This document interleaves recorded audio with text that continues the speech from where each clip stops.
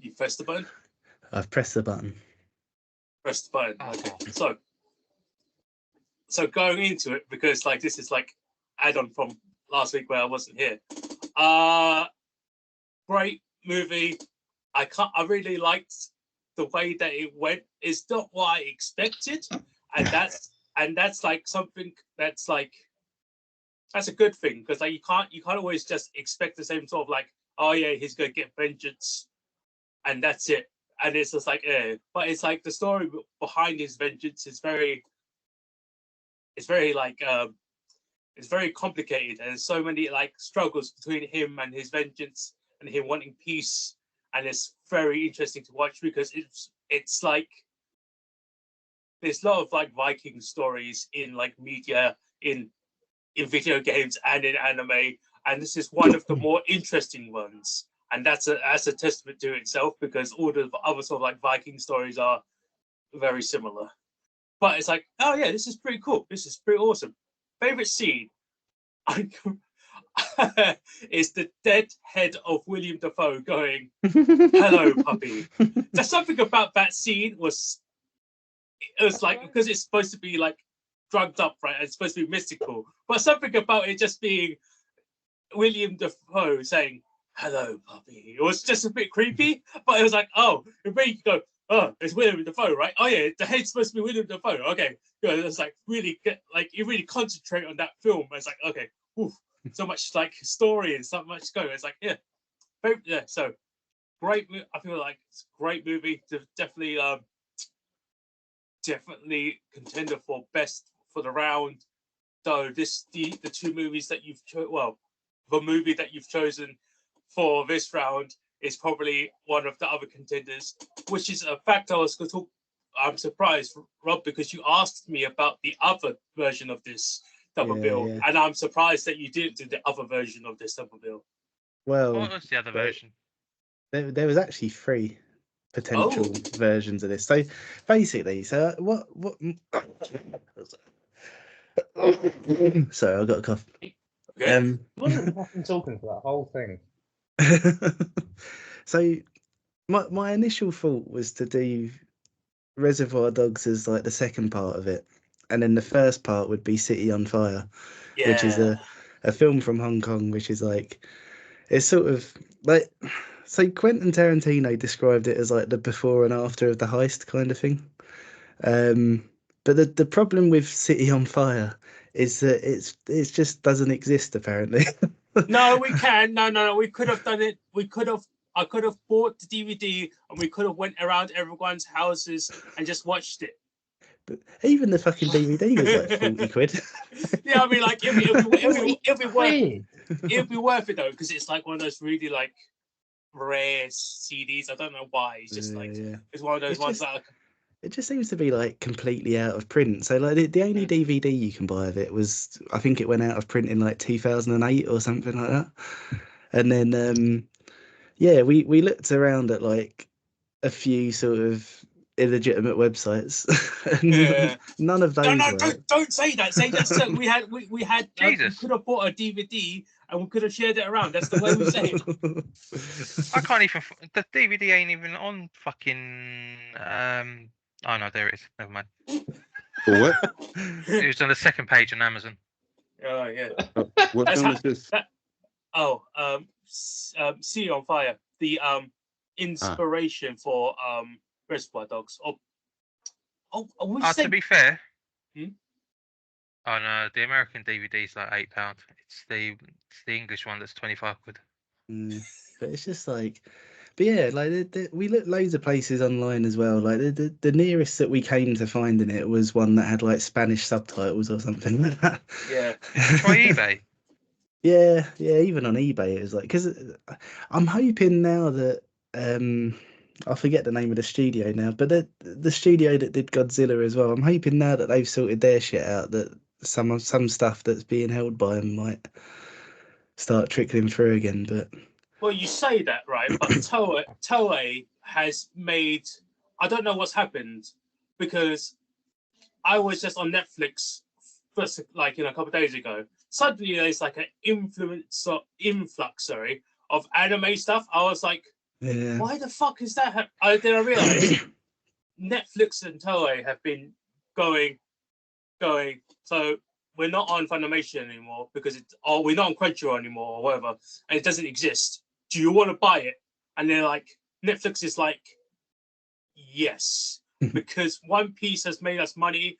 We go buy everything else so it can make us money. They've got all of the most of the big anime stuff that's coming out is going on Netflix, and it's like, well, fuck. Okay, I guess we don't need to. I mean, I have my own Disney Plus. I'm not sure about you guys, but I've got Disney Plus, I've got Netflix, and I'm like, yeah, if I don't technically need Crunchyroll much nowadays, but I have a few more picks there. But generally everything else, yeah, all my anime stuff is sorted. I don't need to. That's great for me. But for other films, Toei and yeah, but say it now. Oh, I just said nice. Yeah. Yes, it's nice. Again. But hopefully Toei can release some of the other Godzilla stuff or those or East what's it called? Golden Harvest is the name of the fuck company. Man, if Golden Harvest had a proper distribution deal in the UK, I'd be so happy, man. I mean, it really depends on what Netflix does. If Netflix was able to buy more stuff and more IPs, then that would be awesome. Netflix are really missing a trick not releasing a lot more of their stuff on Blu-ray 4K. Even stuff that they've bought from distributors like RRR. If they announced in the morning that was coming on 4K, I'd pre-order that. Yeah. That's the thing, it's a problem with a lot of Asian cinema, South and East Asian, because all of the Golden Harvest stuff that I've got on disc is all stuff that's been picked up by either Arrow or 88 Films, and unless one of those two pick them up, then you just don't get a release over here. Yeah, that's true. Even things like Stranger Things, that would sell massive if they put They released that on VHS, didn't they? Yeah, didn't they have a still case? They released it on Blu-ray, but it was in a VHS case. Oh, yeah. But it was only released in America and in a limited run. Right. Yeah, because the only thing that they've released on their own is the Michael Jordan documentary, isn't it? That was done. Only Zavi had distribution rights that year. Because everything else that they've done on disc has been because Criterion's picked it up. To be fair, the Michael Jordan thing was only on Netflix outside of America because it's been. Oh, was it? Yeah, it was on ESPN in America. Oh, I didn't realise that. Yeah. Oh, that makes sense. Because they felt it was such an important documentary. Oh, never mind. Sorry, I've got the end of this game on. But yeah, the first iteration of this double bill was City on Fire and Reservoir Dogs, but City on Fire was just impossible to find in a decent format that wasn't going to bankrupt us. And what is it with you, Rob? I know, it's fucking annoying. More common films so we can watch them. and then the second... Oh, shit. Hang on, sorry. Oh, Rob's going down. And then the second idea for this double bill was I thought about doing Reservoir Dogs and Rashomon, because I thought they're both kind of non-linear stories, and it'd be kind of interesting to talk about that style of storytelling. But then the thing that put me off of that was I didn't want to pick two sort of classic films as a double bill together. So I thought it'd be more interesting if I did one classic and then one that everyone else is less likely to have seen, kind of thing. And the thing that kind of put me onto this was, so recently Martin Scorsese joined Letterboxd. So he's got a list on there, and it's basically he calls it companion films, but it's basically just a bunch of sort of double bills that he's put together. And in the description of the list, he talks about how the sort of the thing that he loves about double bills is that every film is in conversation with every other film, and depending on the pairing and how different they are, well, he said something like the greater the difference between the two films, the more insight you get from each of them, kind of thing.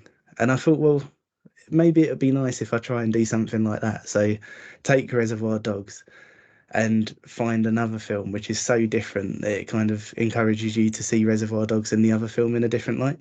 So that's what I've tried to do with this, because with Reservoir Dogs, my kind of like perception of it, if you like, has always been that it's a bunch of shitty people who are dealing with the fallout of doing a shitty thing. And to me, like that's always been like fascinating enough. Like I'm sort of all right with that. But then I think once you pair it with Shoplifters, which is about a group of people who are in this situation where they have to do shitty things, but for good reasons, it sort of for me it makes me look at Reservoir Dogs in a different way. And then that's when I started thinking about, like, yeah, they are sort of like undoubtedly shitty people. Like they're either like murderers or like at very best they're racists, and like just like they're just horrible. But because of the situation that they're in, they do have to like show things like loyalty to one another. So like they're not kind of like they're not sort of like lost causes entirely. It's just that the way they are to everyone except for each other is shit. And yeah, it's just like just things like that. I kind of started sort of looking at them both in a different way, and I thought it'd be interesting to put them together and see if the same happens for anyone else, I suppose.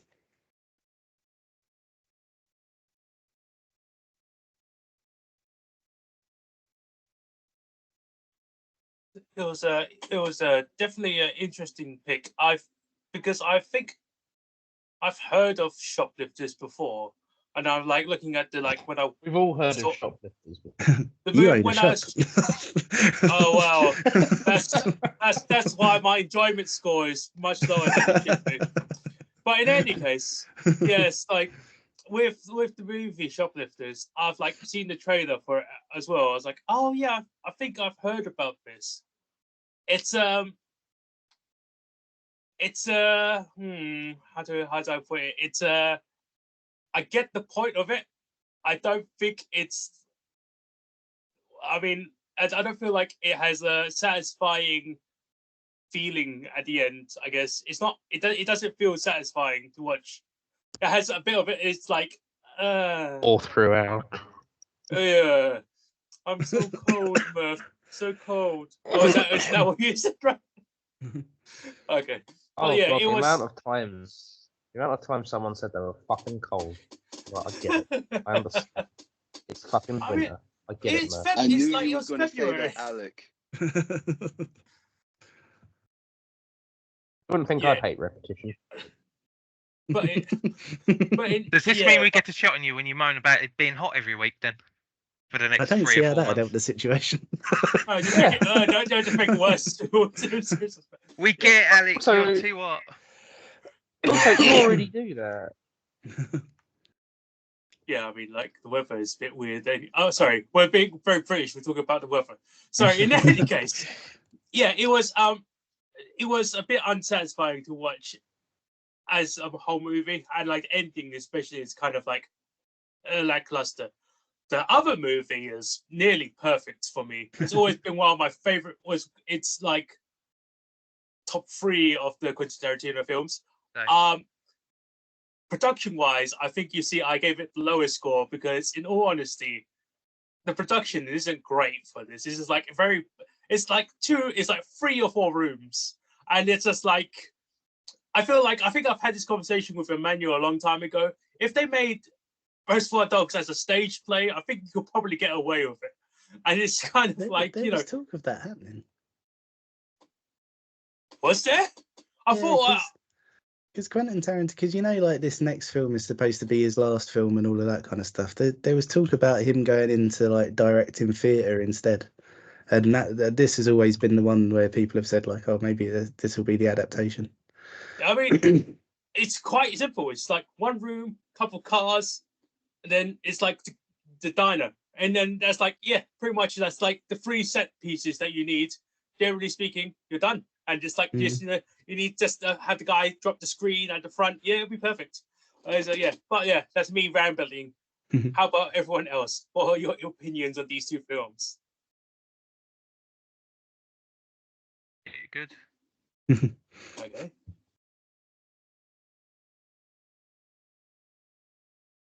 letting everyone else have a turn.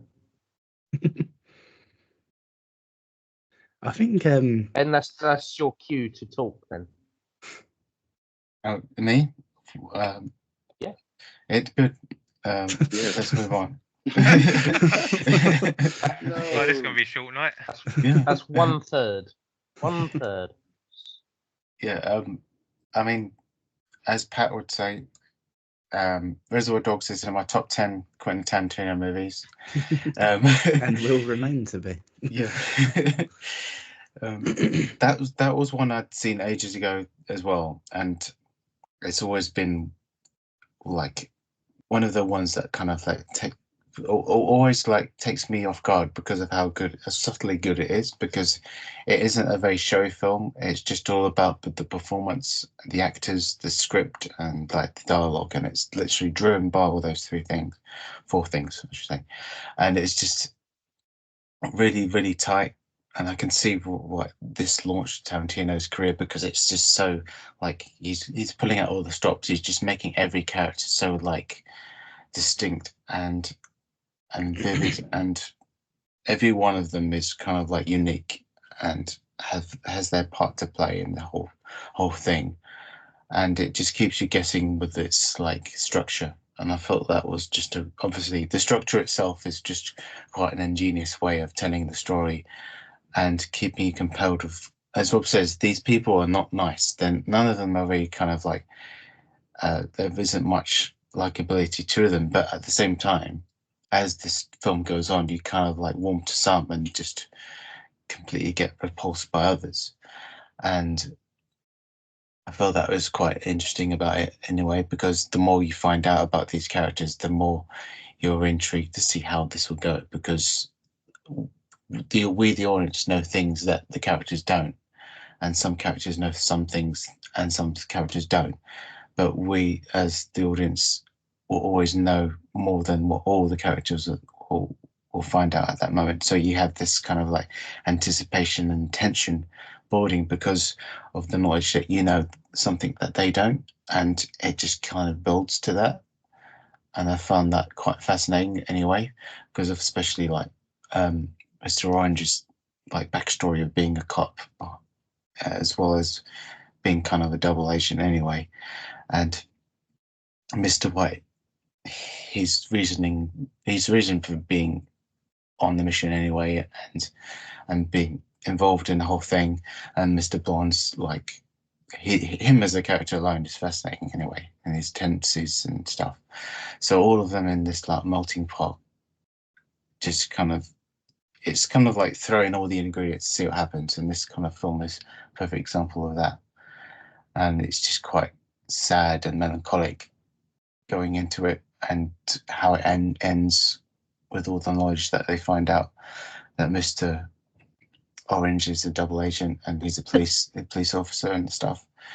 It just kind of ends on this dour, downbeat ending, kind of like how Shoplifters does as well. So there's a little link there, because it's kind of like it all goes so well to a point, and then it just all falls, and it all crumbles down terribly because like of one or two characters like decisions at the moment. And yeah, the Shoplifters I haven't seen before, but it did leave a mark, because it did remind me of Parasite in a sense, because it's kind of like this like down on the luck family. They're kind of like working class. They know their skill set, and they know what they need to do, and they have this kind of like routine and things going on to make them to meet ends meet kind of thing, and just like it has a more uplifting point than Parasite to a degree, but then it kind of has a more realistic kind of like kick in the pants kind of ending, because it's kind of like this is just finite. It's never going to last, and it's always going to end in despair and heartache. So yeah, as we go on, I think I'd like to speak more about that, because it has this kind of like melancholic kind of like, you know, the reality is this is how it will go, because these things won't last forever, but at the same time, it had the great message of like family is not who you're born in; it's kind of who you choose to make it. It's like your family is who you decide who is your family, kind of thing. And the little girl Lynn, her point of her story is just literally she chooses the family she wants to have, and even if it isn't her natural family, it's kind of like who she would prefer to live her life with. So I thought that was quite poignant. Yeah, that was my battling, the blah blah blah kind of like random spew of like thoughts there. But yeah, I'm excited to talk about this. Talk about both because they're so interesting, these films. So I'm glad Rob picked them both.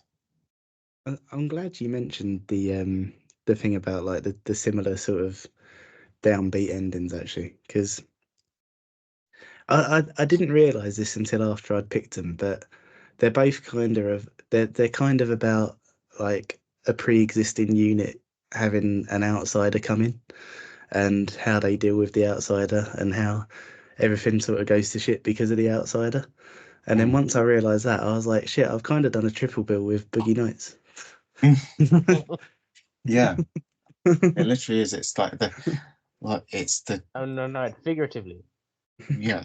Yes, what's the word? It's like the status quo has kind of like been thwarted by this new person coming in, and just messes it all up. Yeah. But it's yeah, I think that's what's really interesting about it as a pairing though as well, because like in Reservoir Dogs you don't know why they're doing this. And the only thing that you've got to go on is that they're like, well, they show themselves to be pieces of shit, basically. Like it's like everyone has a sort of like different version of being a piece of shit, but like they all sort of do or act in certain ways that make you know that they're horrible people. Whereas yeah, Shoplifters, it's kind of like you don't sort of get like an explicit like this is what happened to lead to this kind of thing, but you can see how they're put in multiple situations that they're not equipped to deal with because of the world that we're in. And there's not really a way to legitimately lift themselves out of the situation that they're in, but you do get a sense that they're doing things for the right reason. Yeah, And it's yeah, they never let go over their means because, like, yeah, we're just like stealing and stuff to survive. We're not like don't want to rig the system, and we don't want to be better than anyone else. We just want to live our lives the way we want to live our lives. It's just that we have no other option. Just stealing is how we know how to make money. yeah. But I think that's quite an interesting connection with them because like you have the I'll just call him the dad because I can't remember what his oh wait, hold on. Call him dad. Call him dad. I will. Yeah, call him Pop. Dad has like kind of he kind of has a thing. I don't even think he actually says it. I think it's the kid who actually like says it about him. But he says it's okay to steal from shops because once it's in like when it's in the shop it doesn't belong to anyone yet. And I think like there's a nice connection there with Reservoir Dogs where Mr. White and Mr. Pink are talking about killing people and what they have to do with that, and like they're talking about Mr. Blonde, like man, that was fucked up. I don't know why you'd just unload on people like that for no reason. And then it's like, oh yeah, I mean, if someone's in my way, and they're like, yeah, if someone's in your way, like fuck them. But we wouldn't go killing people just on like a spree or anything. It's just one of those.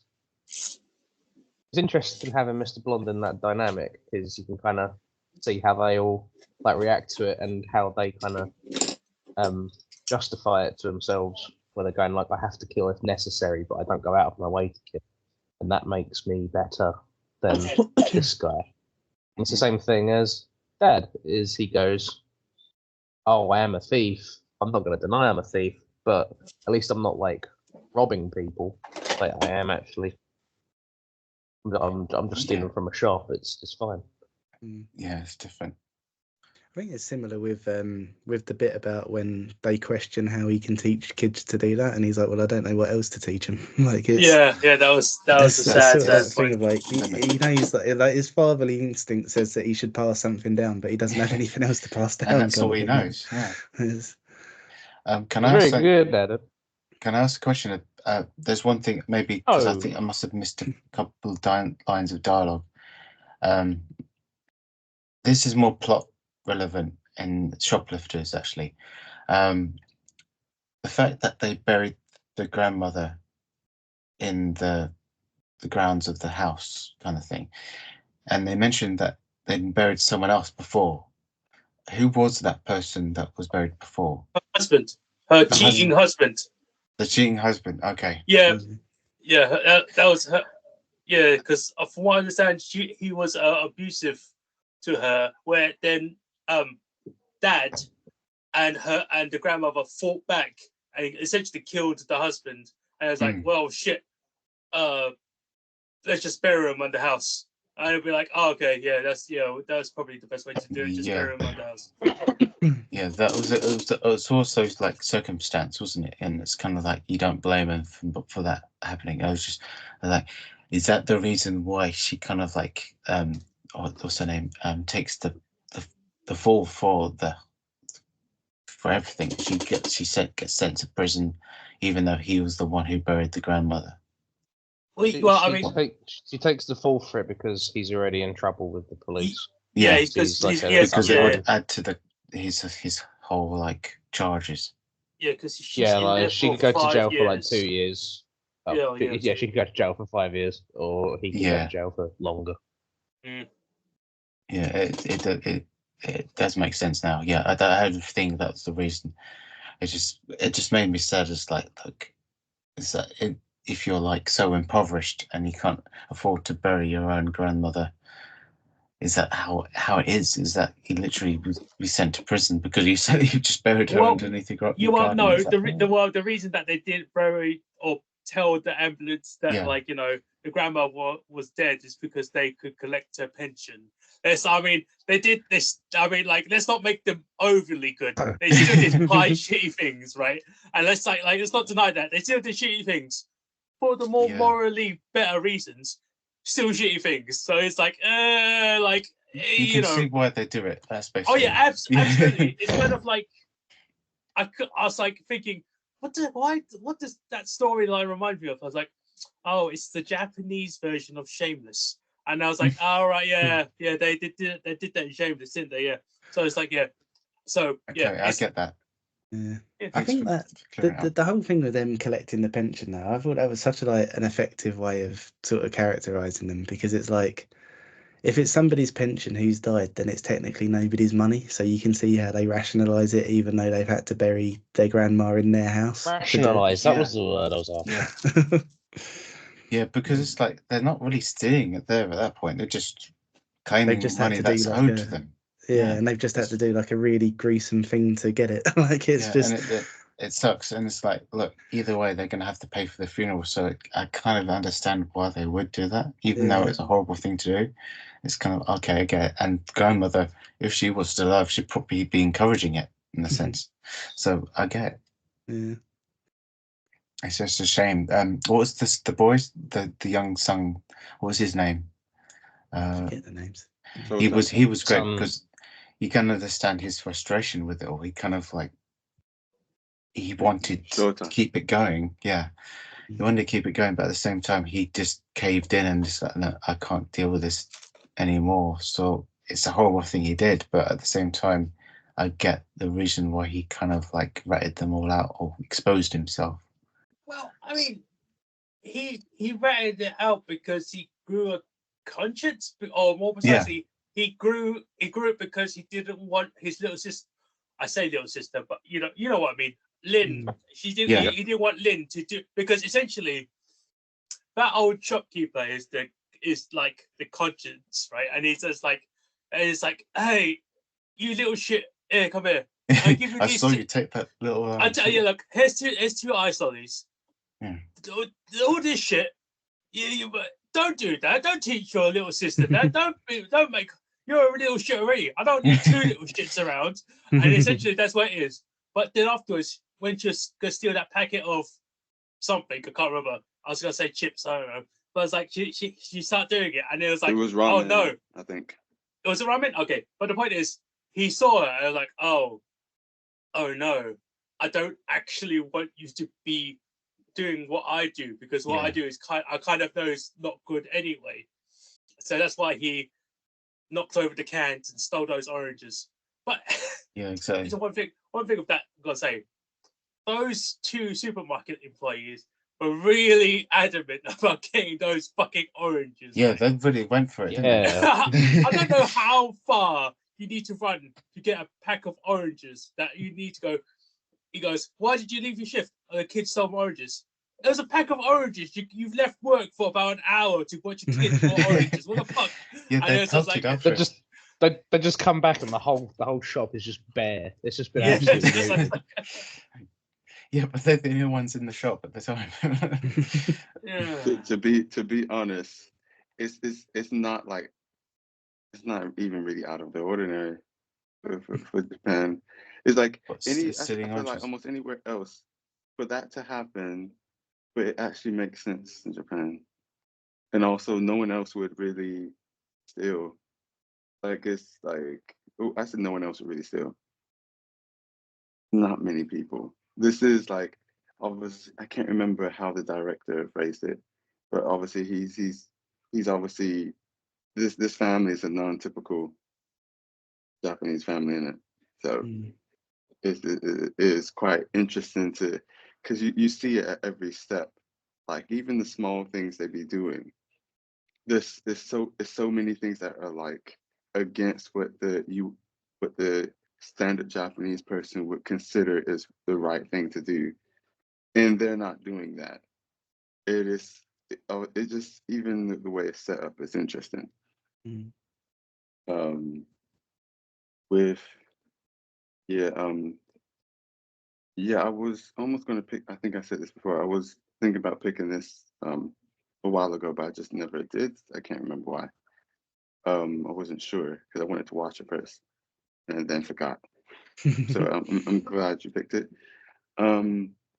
Yeah, otherwise, really good. I do wish Judy ending was different. Like I wish the mom had more, how do you say, consequences rather than what happened, because he like, and this is, it's not surprising for Japan. Like if a similar situation would have happened, they probably would just be like, yeah, force her to go back to the mom, because we obviously know the mom didn't want her. They know the mom didn't want her, and the kid didn't want to go back there. But the way they saw it, they was just like, well, you have a responsibility to take this kid. If we put this kid in a halfway house or whatever, or like orphanage or whatever situation, it's going to cost the government money, and we're not allowed to do that when you are actually alive and we know who you are. So take your kid. Compared to Shota, who they don't actually know, and he doesn't know. I mean, obviously, the lady that was like a mom told him some clues if he wants to go and try and look for them. But yeah, it's interesting. We can get more into it afterwards. Reservoir Dogs.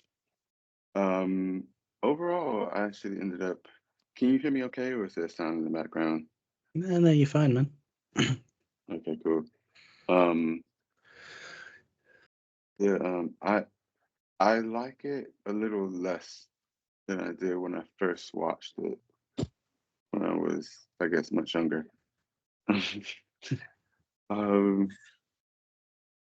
I don't think I really saw it too much in a new light.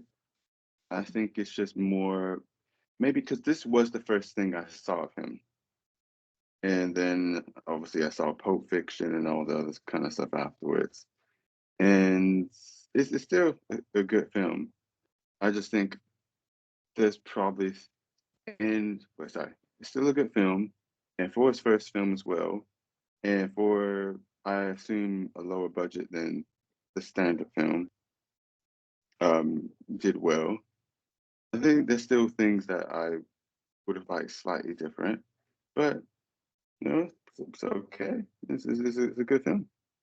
Yeah, that's my opening statements.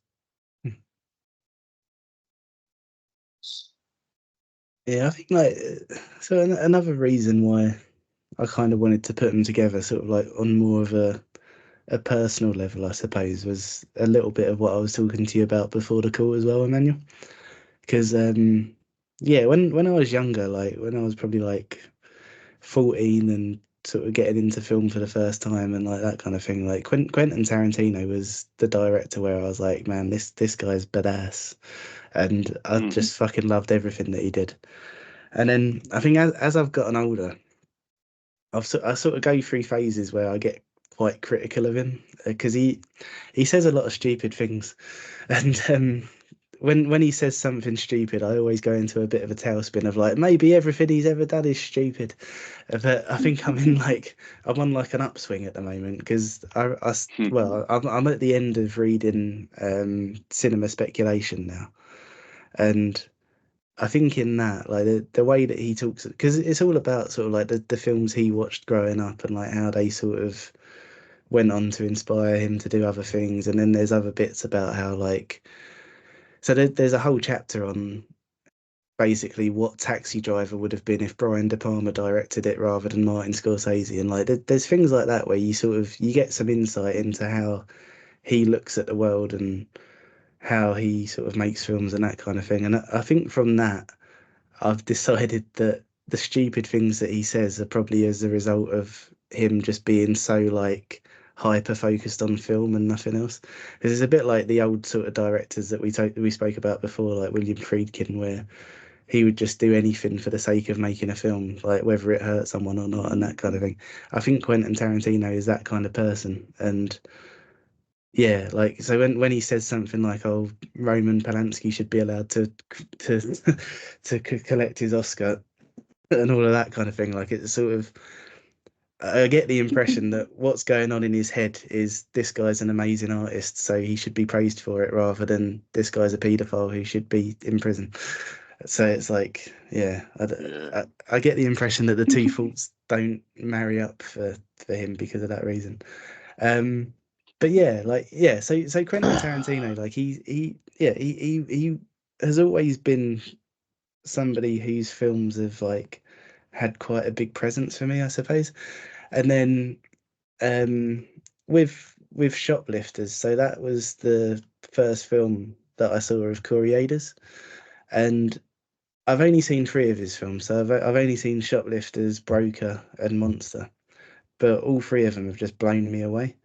And I thought it was kind of interesting to put together like a director who I loved as a kid, who I've now got more sort of like complex feelings on, and a director who like whose work I've only just discovered in the last couple of years, who's becoming a favourite, and sort of seeing how they interact with one another. And yeah, it was a nice little thing on a personal level for me. I think when you like put them together, though, I think you do get like quite an interesting question about the nature of like legality. Yeah, Stuff. for sure. And it's kind of like you start. Well, obviously, like robbing diamond like shops. Yeah, robbing diamond shops. Not good, not great. But like you kind of look at the representation for like the legal side, and he has to be like, but he's the only one in the whole lot who's like really deceptive about his intentions. He's the only one actually lying. If you if you like look at how these guys talk to each other, they're always going like, "What do you want? Why are you doing this?" And they're always just they're always just really straight with each other. Like Mr. Pink doesn't say who he is, but you know Only exactly professional there. who he is. without getting into specifics, you know what his nature is, and it's like they don't ever like lie to each other or anything because they can't necessarily function that way and still act as like a unit and get the job done. Whereas, yeah, so like it's like the illegal side are actually like a lot more honest with each other than the legal side, where he's actually had to kind of like sneak his way in and act dishonestly to infiltrate him. And then you look at you compare that with Shoplifters, where you have the loving family that's very much not legal, but you go like, why did you do it? And it's kind of like, well, we went to go and bring her back to a legal family, and they're kicking the shit out of her, and like Lynn's sort of like bar for someone being nice is her mum, because her mum buys her clothes. But then you see a scene with the like them two later, and it's just kind of like it's a very transparent kind of thing where Lynn's just being a kid, and she shouts at her, and she threatens her, and all this, and then she realizes, oh, I shouldn't do that, and then she goes, I'll buy you some clothes, and it's like that used to work with her because that was like the nicest.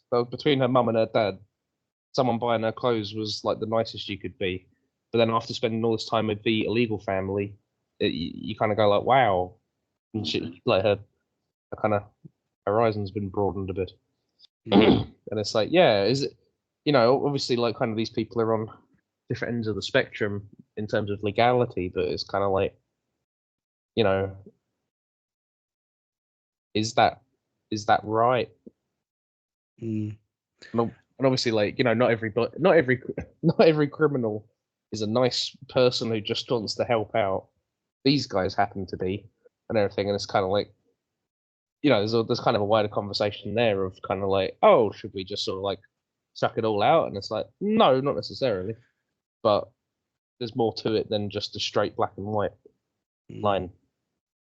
That's a really interesting thing as well, actually, because it's sort of about how it's relating to what you said earlier as well, Emmanuel, about her going back to her mum and that being seen as like the legitimate family relationship, because the relationship that she had with the others, where like, yeah, they were sort of shoplifting and they couldn't afford to live legitimately, basically, so they're doing all of this illegal stuff, and the big difference is that they treat her well, but her mother doesn't. But the difference is that her mum can afford to buy her clothes. So in the eyes of the law and sort of like society and stuff, she's seen as the legitimate parent rather than the ones who actually care for her. It's Yeah, It's it's like what sad 'cause- actually matters. mm. yeah. And that's Sad another 'cause- bit. Oh, sorry, man. Oh, I was saying it's sad because Judy is obviously gonna grow up. On one side, being with those people helped her, even as a very young kid, feel like she could stand up more for herself and say and actually see, since she's seen what is love, what is truly love and care. She now. What is it good for? Anyway, No. What? I can't really hear what you said, so I just summed the next best thing. But it's so on that end, on that side, it's good that it seems like she'll be able to stand up for herself, but at the same time, she's gonna live this lonely home life where she can't wait to leave home, and as soon as she's able to, she's gonna be gone. But that whole time, she's gonna be yearning for the family she had. So I wouldn't be surprised if, like, her version in the future, she goes to try and find these people, and maybe her, the couple in the Shota like reunite, because yeah, it's just like you said, like they said in the film, it's the family they chose was better than the family they were born into. I think that's a really interesting thing with Shota as well, because one of the bits that I think is like the most heartbreaking in the whole film is when the dad breaks the car window, and then Shota's like, "Wait, when you were trying to save me, were you actually trying to steal from somebody?" kind of thing, and it's that kind of like thing where he's starting to doubt everything because he doesn't agree with the way that his little sister's being treated and that kind of thing. I think he is such an interesting character because he's not old enough and he doesn't have like the context of sort of the world enough to know why they're having to do all this. So like for him, it's just like, this is wrong, and because it's wrong, I don't understand how you can have done a good thing for me by bringing me into this world, kind of thing. Yeah, I think he's such an interesting character. Even just kind of like when he's talking to the government guy, and he says like, "Oh no, I didn't." They're like, "Oh, when you go to school, you can do this," and he's just like, "Oh, I thought if you like had to work from, if you had to do school from home, then like you could. But it's only people who didn't work from." Fuck, I'm really butchering this. He, he's like, "Oh, if you're not well enough to what, if you're not well enough to be to leave the home, only then you people can." who go to school are people who can't study from home. Mm. Yes, that's it. Sorry, yes. Sorry. I haven't even been drinking.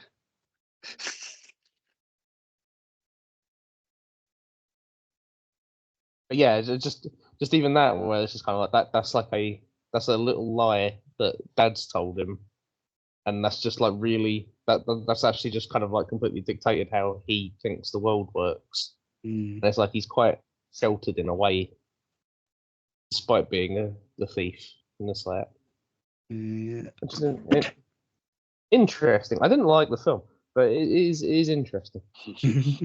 that's what I aim for, man. Oh, man. I hope I never see it again. I was so bored, but there was a lot going on. Yeah. Sam, you're on mute if you were trying to talk. No, I'm like agreeing. I just didn't know when to like just like just like butt in. Like that. But I was like, yeah, it's like I agree with Alec. It's like an interesting film. I don't care for it as much as I like. I feel like I should do. It's just like I feel like it's all like the aspects of like each character is a bit. It's because they're shitty and they. Well, actually, sorry. All the characters in all the films, both of these films, are kind of shitty people. They do really weird and shitty things, but it's just like the way that it's structured together, and it's like I get it, right, and like I understand how they've like, because it's again broken family and the broken pieces have joined together to make a somewhat whole family makes sense in its own like way. It's just that I feel like it's just a bit. I don't know how to explain it. I feel like there's certain parts of it that just feels a bit kind of like. So I was thinking about this where I was going like, is there anything wrong with the characters? And I was like, no, I have no problem with these characters. Like, I really, really like the thief mum. I was like, she's really nicely like written, I think. And then fuck, what is the kid's name? Sata, whatever.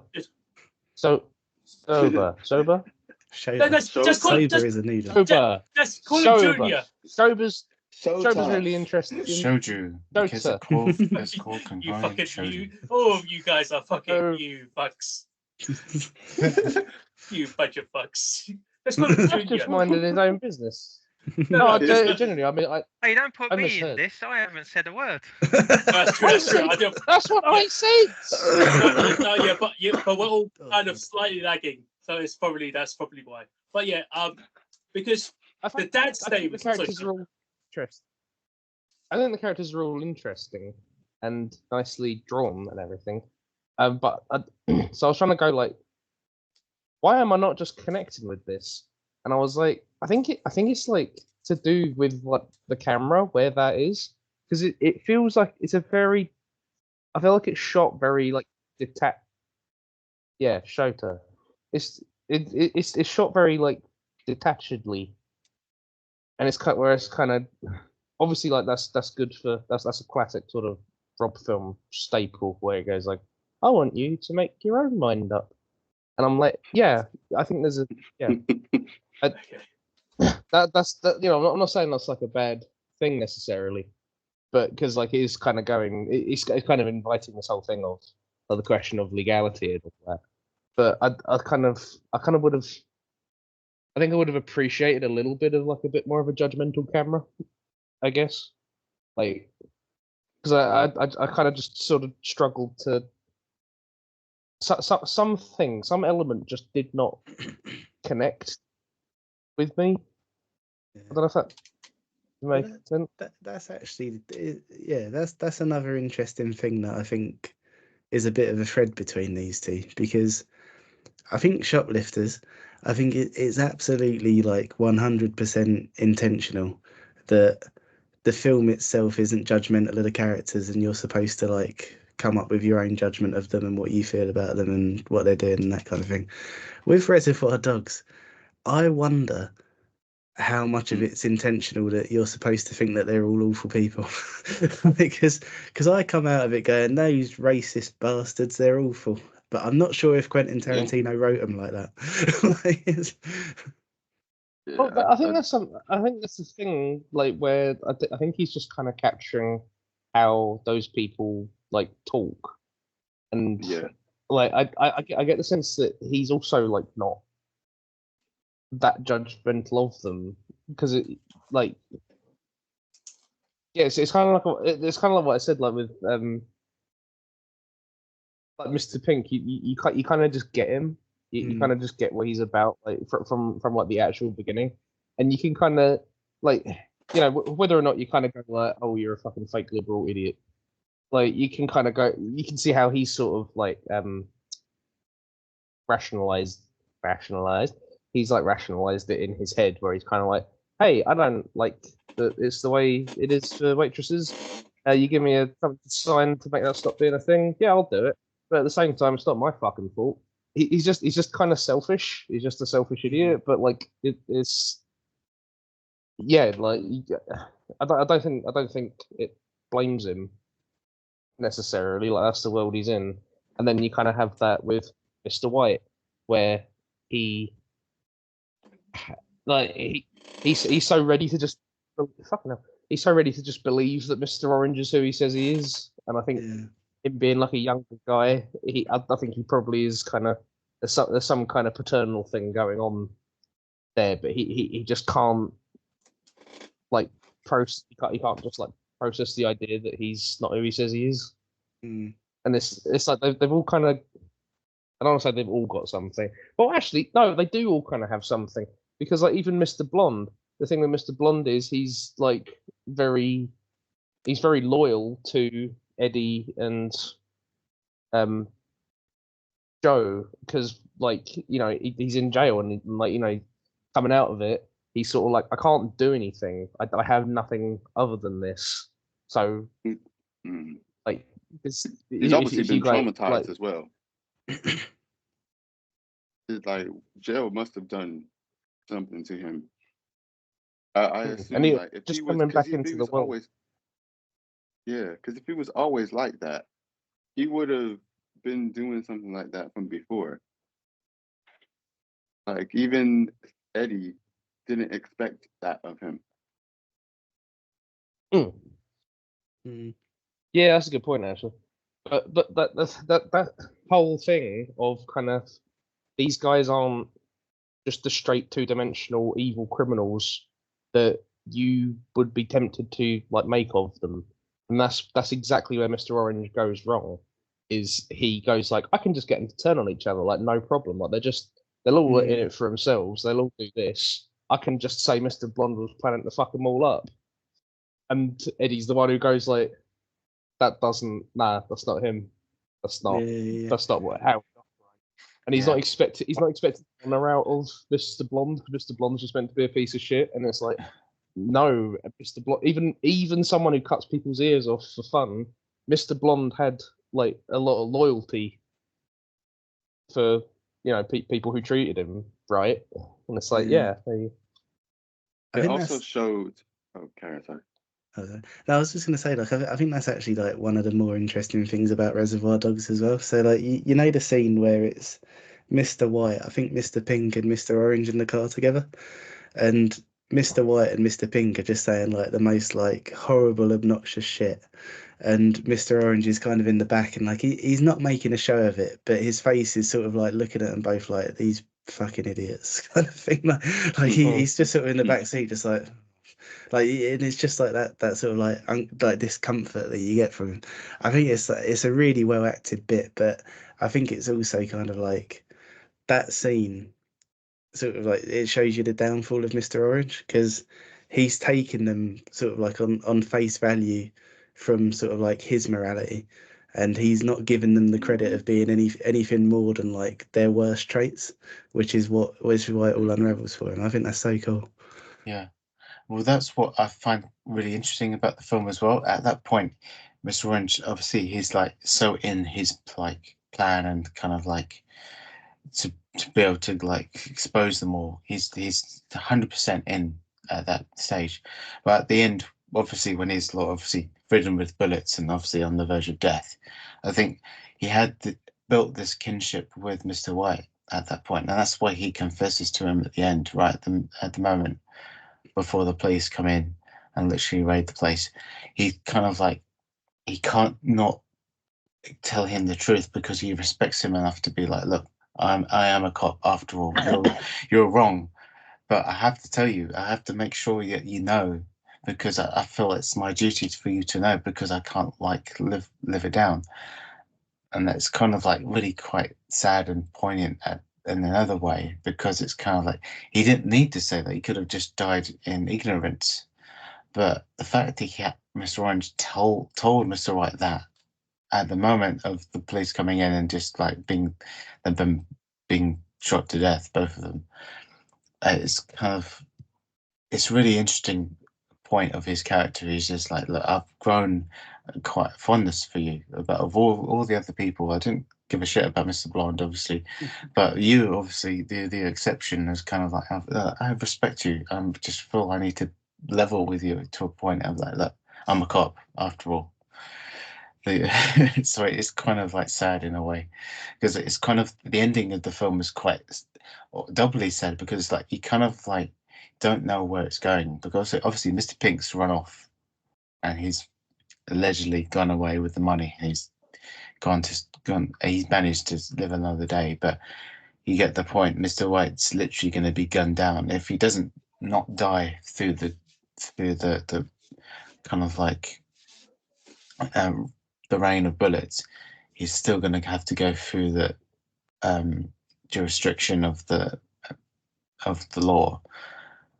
So his future is bleak either way. And Mr. Orange has obviously got all this bureaucracy and all that to deal with, but I kind of feel that he was going to die for the wounds he's been ridden with. So kind of like in my head canon is that they both kind of like die at that point. Because I kind of like, I kind of like want them to, that's their clean slate, and that's the ending of their characters, because it's kind of like that's they know the truth and that's how it is. But it's just so interesting that like Tarantino decides to leave it at that. You don't know definitively if they die, if they survive, if Mr. Pink actually does get away or not. It kind of it's all these open ends. I think it's really quite interesting. I was gonna say, Orange's character, it showed how much of a novice he was at undercover work. This specific type of undercover work anyway. Yeah, and also, huh? Certainly at the beginning, he was literally like had no clue, did he? He was just some guy that just liked Fantastic Four comics. Yeah, exactly. Yeah. And that was cool seeing the posters on as well. Like I didn't notice that first. The wife said, and also showed his faults as like faults of his character itself, because like just a few things. It's just like how he shot Mr. Blonde, or he killed Mr. Blonde, and it's just like, dude, you're undercover now. Usually, if you want any chance of getting out alive, this is not what you do, because the guy you just saved, now, yes, you actually gave him a quicker death. Fair enough. He was going to die anyway. You did not save him. Mhm. What you did was put your life more at risk, because you've expressed you actually want to make it out of this, but your actions aren't helping you. And the fact that he did that already made it more suspect. Because if he had woke up while the fire was going and maybe it was too near him, I'm sure Mr. Blum would have been like, "Oh, hey, you're all right. You feel like crap. Oh, yeah, let me pull you out of there a bit. You know, I don't want you to burn to death yet. You know, stop some way." he's an interesting character. But like, then when he then makes it worse for himself, because after he shot him, when they come and ask him, he then does a classic mistake of, instead of basing his kind of reason off of plausible kind of facts and stuff that could be corroborated, he starts making up stuff he doesn't even know, but that's from, like Ben said, from his own perception of them. Instead of just saying, oh, he chopped off his ear, he went crazy, chopped off his ear, which was correct, which could be backed up, and then was just like, he was about to burn him alive and the whole place with him, and I was going to die as well. Which, to be honest, there was gasoline all over him. It looked very realistic. And he said, if he was just like, I was just defending myself, and this is how it went, and stopped at that, maybe he could have stood a chance. But he just had to throw in some extra crap in there. And it's like, to make it seem more realistic, like, no, this guy's a novice. You don't start making up stories off of facts after things you don't know is a fact, after your own like subjective experience. And then at the end, and like Ben said, he has the attachment to Mr. White. And he's just like, I can't help but tell you the truth, you know? I'm just like, you're an idiot. You still had a chance after all of this to possibly make it out alive. But you tell this guy, oh, yeah, it was me. This guy, he's probably going to kill you. You know how pissed he is now. This is the second time he's been done by a rat and by someone who really convinced, nah. And yeah, he gets killed. He could have actually made it out of this freaking mess alive, and he keeps doing everything that ends up leading to his death. It's like, Okay, but it's quite well established that Mr. Orange was this sort of character from the beginning of the film. Not just like, oh yeah, him being like, him practicing his goddamn like fake like introduction story, and he practiced it for a long time to go, okay, I was in this bathroom, there were 4 cops from like the LAPD and a German Shepherd. Yeah. He had to practice that. That was the thing, really. You kind of knew he was a rat or a snitch at the beginning of the scene, because someone pointed this out to me like a long time ago. I was like, is that true? It's where they were doing the tipping scene, and afterwards, you know, Joe is like, wait, who didn't tip? And Mr. Orange is like, Mr. Pink didn't tip. And I was like, oh, you snitched on him. Why did you snitch on him? What was the point of that? I was like, oh, because he's the rat as well. It's a small detail, but that wasn't the point. But the point that the reason why Mr. Orange and Mr. White has that dynamic, I believe, is mainly because Mr. White has survivor's guilt, I believe is the best way to describe it, because Mr. Orange is the one that got shot, and he had to like watch him get shot, and like that, you know, he had to save his ass, like pull him in through that fucking car scene. That's where they developed that like bond of like, fuck, I should have, we're supposed to be in this together as a team. We're supposed to, like, as a unit, we're supposed to be friends. That's like, but you got shot in one of the worst places, apart from the kneecap. It's like, you're not gonna, I mean, that's ridiculous. Yeah. Took an arrow to the knee. No. That's the what I was going for. He talks about, it's like one of the two worst places to get shot, the kneecap and the gut. And then it's like, you're not going to die. You're just going to be a lot of fucking pain. And it's just like, oh, damn. Because he's got the survivor's, well, I feel like, survivor's guilt is what I'm going to go for. And that's the reason why he is like, I don't believe what you're saying. I don't believe Mr. Orange is the rat because he's, he took a bullet for me, is what he thinks. Not true, because, he wasn't even on the same side, but that's what he thinks because, he's seeing the guy get shot and he's like suffering. And I feel like this is, again, that line of the, I'm sorry, I'm a police officer, again, it's maybe because he needs to say, I'm sorry first, because of like the respect of it as well. And because like, how much he respects Mr. White and stuff. But it's also a problem because that line is actually from City on Fire. And that line has been such a fucking cliche. It's actually used in Infernal Affairs. And it's like, fuck. Oh, which line again? I'm sorry, I'm a cop. Is a fucking line. That particular quote is actually from City on Fire. And it's the same fucking same sort of situation as well. One of the gangsters is shot, and it's like, I'm sorry. Pause.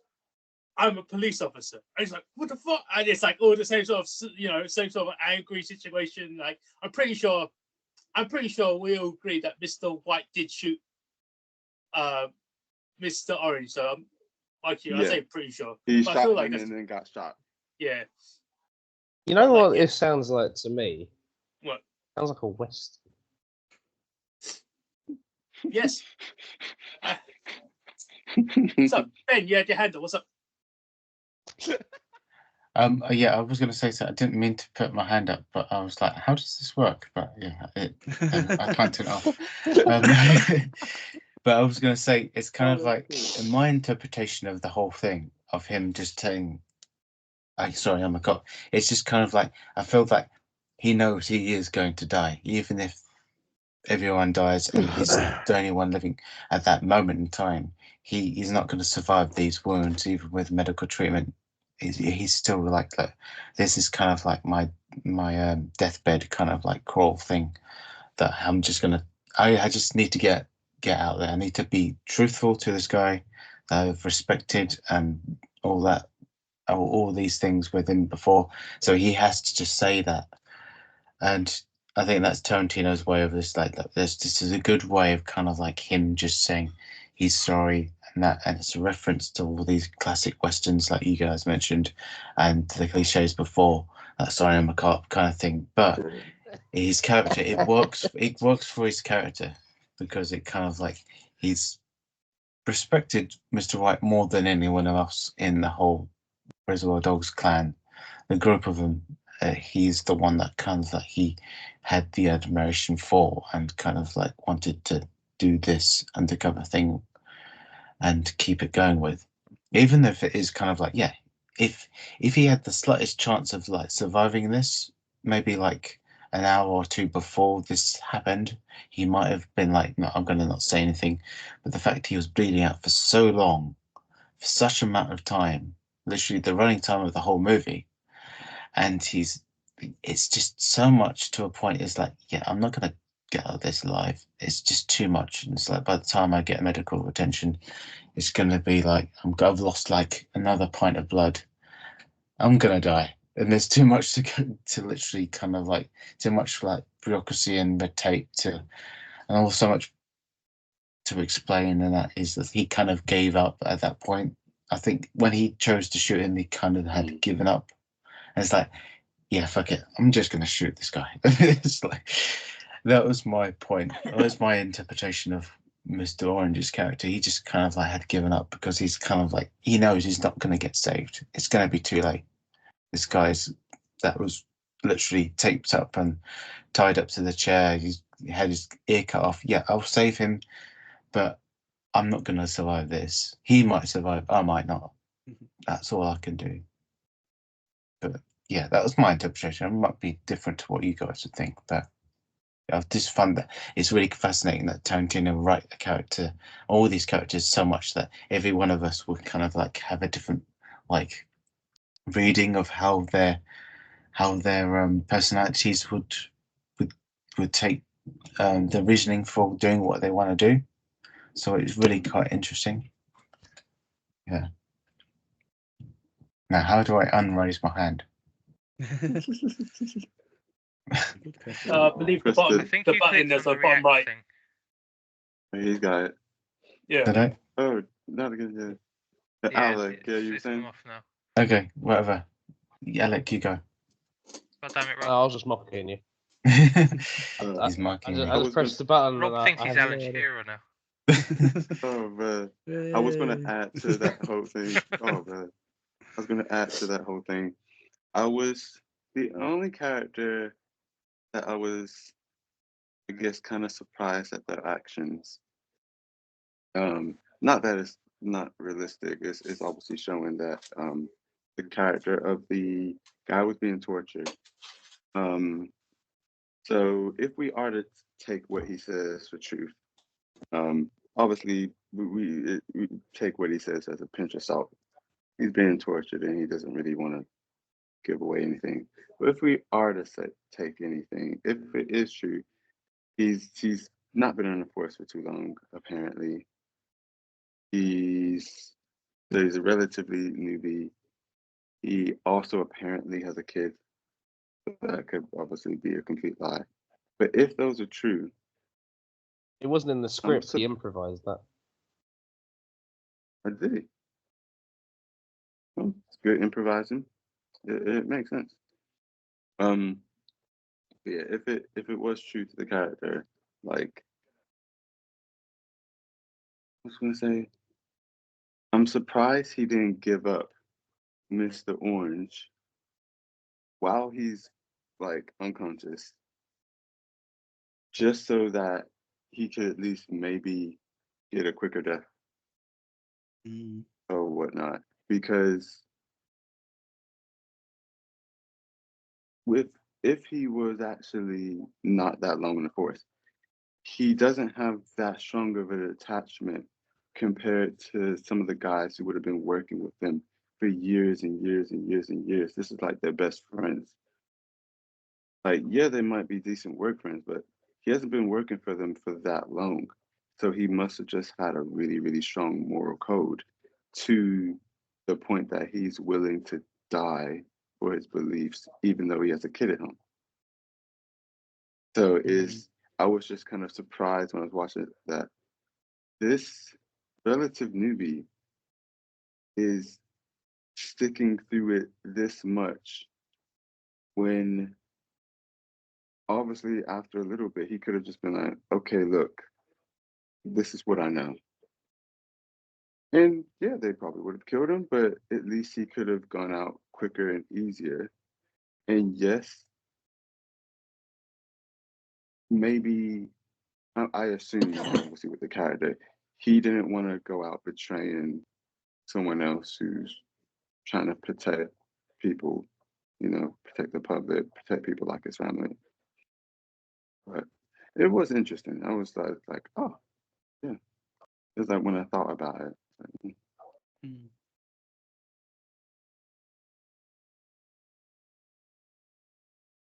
there were some random kind of things because, as usual, I'm reading through the trivia.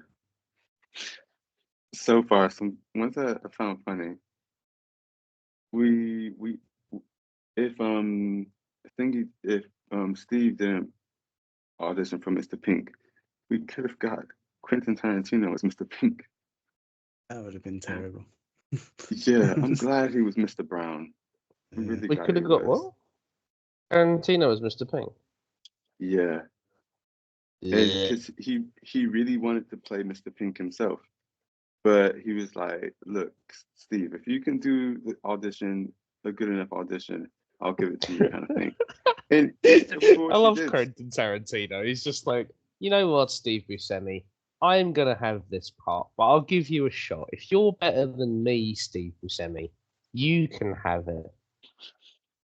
Mr. Pink is probably my favourite character. Yeah, Ooh. I think same. He's the only professional in the room. Is it like for the opening sequence alone? Like, all I was there was looking at him, and I was like, "This is fucking Alec." But like, Yeah, I don't but believe like, in tipping. yeah, so if I say the opening, well, no, the opening tidbit is Mr. Brown talking about how like a virgin is about a girl who wants really big dick. That's literally the opening few sentences of the movie. But the tidbit about him not tipping just goes on a tangent for about 10 minutes. And that somehow I feel like is just us as a group. We could take a subject, talk about it, and be like, why don't you tip? Because I don't believe in tipping. I think tipping is the bullshit part of the society. And it could just go on for we could probably talk about that for a good 10 minutes anyways, about any other subjects, generally speaking. But like, that's what makes it good. I don't know if that's considered good acting or just relatable acting. I don't know, because I feel like somehow it's very relatable for us. Yeah, and I feel Bob, Ben, or anyone else might say this. I feel like this comes up either if you're doing film studies or something similar, where if anyone's ever looking at the film, they talk about the first scene and how well it's written in the way that it's very natural. About the having that conversation around the table, the people kind of interjecting and all these kind of things going on, and it's done in a very naturalistic way, and obviously the actors really pull that off really well. Saying that about Madonna thing, it makes me laugh. How Madonna's just like, I really like the film. Here's my album. Also, it's not about dick. It's about love. Did she actually say that? Yeah. Oh, damn. But she's fucking lying. It's about dick. Oh man. Did you guys appreciate the names? Do you know what? I didn't realise I was muted. I was sitting here going, "This is a good segue for you to," and then you kept interrupting, and I was like, "What is going on?" Oh man. Well, if anyone's seen me dance at Emmanuel's wedding, they would know that me and Mr. Blonde was not a fit. I'll ask Ebony. Ebony will be able Because- to tell me. Because Mr. Blonde's dancing is far greater than mine. Oh man. Yeah, she said you were a bit like a dancing bear. I was fucking gone. I was on autopilot most of that.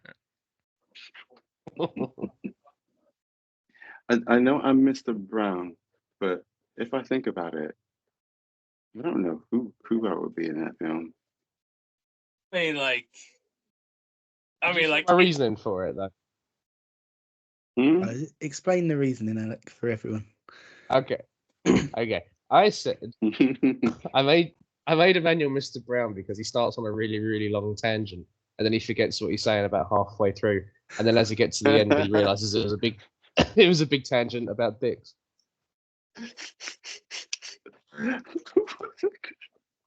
makes sense. Oh man. And then I thought, yeah. And then I was like, fair enough. well, Pat's got to be Mr. Blonde because the first thing that happens after the heist goes wrong is he goes straight to a drive-through, and he comes back and he's just kind of like he's on his own time really. He just kind of shows up, and they're just like, oh, you're gonna have some fries with the shake you brought in, and he's like, no, I had the fry. Oh man. Oh yeah. Apparently in that whole part, just to interject, like the cop, the cop wanted it to be quite authentic, so he wanted to ride in the trunk to see what it's really like, Oh, when I the thought you were guy- going to say he really wanted to have his ear cut off. Oh, no. But like when he agreed to it, he's like, oh, okay, yeah, I'll help with your character development. So he drove down like the worst roads with like and alleyways with potholes, and then also he did actually go to a Taco Bell. Yeah, because Before he was bringing actually him back to the parking lot. Yeah, he was screaming in the back in the trunk, but he just went and turned up the radio. And he's just like, yeah, just ignore that. It's just nothing. It's just the radio. Yeah, and he supposedly when after the scene when he got out of the trunk, he was crying, but he denies that very vehemently, because like no, was yeah. Like, you were crying. I was like, yeah, sure you were, mate. But going by the naming sense, does that mean I will have to shoot Rob because he was stopping someone shooting Ben? I don't know if that makes sense. And Ben shot me multiple times. All right, yeah. So I was like, I'm apparently a psychopath as well. To be fair, when I saw the names, my first reaction was like, yeah, I can see me being the one who gets emotionally attached to the rat. Like I don't, I have no issues with that one. Rob's never been that aggressive to me. Let me just say. Actually, you're always sort of, I'm just like, he's a fucking evil prick, and you're like, he's all right. He's misunderstood. And it's like, God damn it. No, I made Simon Eddy. Oh no, I shouldn't explain this because he's in. That's cool. Oh no. You can explain the other one. I mean, I think Ben as Mr. Orange and me as Mr. Pink and Rob as Mr. White are very self-explanatory. Yeah, probably. There was something I was thinking about, but I can't remember. I'm just annoyed that Alec was the one who only survives, pretty much. I mean, you hear you do hear like gunshots and sirens in the distance and that, so I'm not sure he does actually survive. Yeah, but realistically, he probably would have been like apprehended. Oh yeah, He probably was. the other reason, and I'm not sure if this was the law back then. I do believe it was. So I think they talked about a similar thing in Heat as well. Obviously not too long after this, but what made what Mr. Blonde did so even more of a problem and like piss off people, obviously even more so, and I would have been so super pissed off as well, of course, for many reasons. But the fact is, like, even if you don't kill someone, if someone else participating in the heist killed someone, you also get charged with murder. It is just like, so it takes the piss. It's just like, look, we were not meant to kill no one. Like, are you like? Because some of like, if no one gets killed, they can walk off pretty lightly, and with their connections, they can get out of jail after not being in there for too long. But if someone kills someone, that changes everything. And so then you got Mr. Blonde going freaking crazy, just looking like cold-blooded killing folks. Of course, everyone's gonna lose their crap. And be like, what the? I would have just had like grand larceny on my record. Now I've got freaking like first second degree murder or whatever because you just freaking went and killed everyone. And it's a similar thing in like Heat.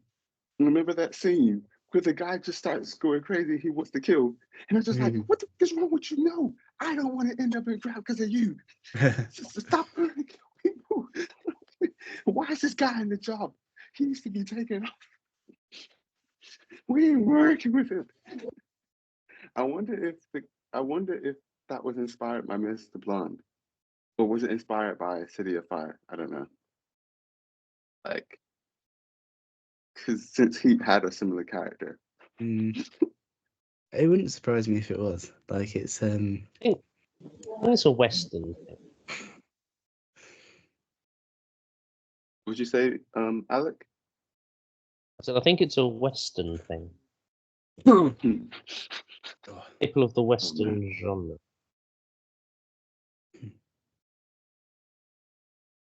Yes, Simon, that was the correct reaction. I'm sorry. What you? I heard Simon, then it went blurry. What you guys have? I think my laptop is lagging. Nothing, don't worry. You sounded robot. He said, "Don't worry," and I was like, "Okay." I think this is a you problem. It might be a me problem, but it's just, I mean, it's just the way you guys sound currently. Okay. So are we going to talk? Oh yeah, Alec, you were gonna say why he was Eddie. Oh yeah, I made Simon. I made you Eddie because he seems to be like the most stressed out, the most involved, the guy like just kind of like sort of setting the pace of everything. He like knows everything and nothing at the same time. Like he's just he's just all the stress all the time. That's why I thought you made a good Eddie. Do you think I could wrestle Pat? Is the question. I think you'd give it a go. Yeah. Let me just say, You definitely give it a go. That was a typical Mr. Blonde move. What happened No. there? Mr. Blonde is a Pat- bit more Pat, you aggressive than froze. that.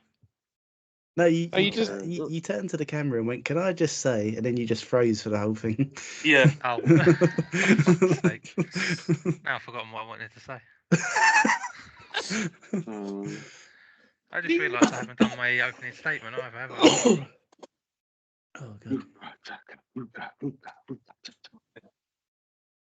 I mean, now is a good time as any. Then we can actually talk about Shoplifters a little bit more than talk about Reservoir Dogs. It's been a bit of a mixed match call this particular call. Yeah, it's all over the place. Yeah. Yeah, we have this lift shops in a minute. Classic. Shoplifters, I've really enjoyed, but I think I need to sort of watch it again. It was better for me on a second watch. The only thing is, because where I watched the director's other film a few days beforehand, it sort of blurred into it for me. But something Ben said that reminded him a little bit of Parasite, and I saw that with that film as well. That would have been great. I don't know if it was. Yeah, I don't know if it's because of the production or the fact it's like an Asian film or whatnot. I saw like similarities with it. But I do think it was a very good sort of other side of the coin to Reservoir Dogs. Like they're not bad people. Obviously living in a shitty sort of their shitty house. Like that fucking bathroom was horrific looking. Reminds me of that hotel I stayed in Manchester a few years ago. The Ibis. Oh man. You said that like it was a little independent place. When we move up to Manchester, you can stay over ours, Pat. I'll be up there quite often then. Hey Manny, you're home. Oh my god, what the Celebrating me coming back to Manchester, isn't it? No, like Technology is scary enough. the characters are all sort of really well written and they're quite interesting without the sort of shoplifting aspect to it. Like that's obviously the overarching sort of story, but like I found the characters a lot more interesting than that. The only thing that I'd probably take away from it is sort of like the last sort of 20 minutes or so. I think it sort of took away from what I was getting from the story at the time, but obviously I need to watch it again and come back to it because I feel like I've not quite got the entirety of the story. Reservoir Dogs is my third favourite Tarantino film. So like, I hadn't seen it since I was like 15 anyway. Oh, really? But yeah, but I remember when I was 15, absolutely adoring the film. I'd already seen Pulp Fiction at the time anyway. But like this was sort of much more sort of self-contained. It was, I suppose at the time it was like an indie film, wasn't it? Yeah, it was, Mm. And like all the characters are written really well. Like they're all arseholes, but they're brilliant as well. And like literally every second of the film was interesting of some kind. Like I could probably have 3 or 4 favorite scenes easily. With most Tarantino stuff, it's all fantastically written. Like I said, the characters are great. Yeah, it was nice that someone finally picked it. I wanted to pick it for a while, but I'm glad we finally got it into Film Glove.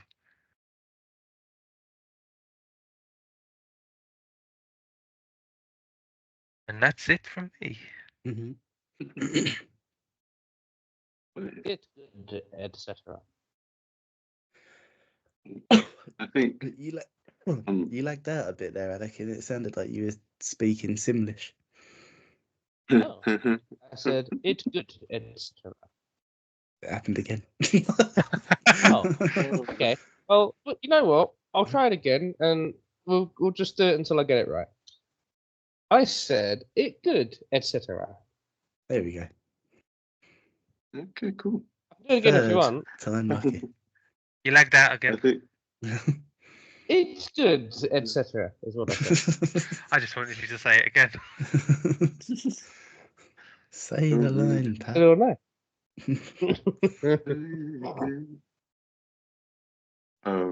what was I say?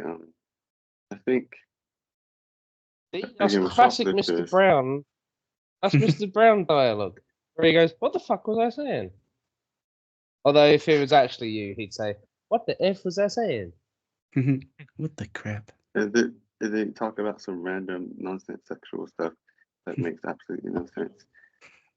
I do all that without the sexual stuff most of the time. But, I get it. So yeah, don't worry. What was I say? One of the things I don't know.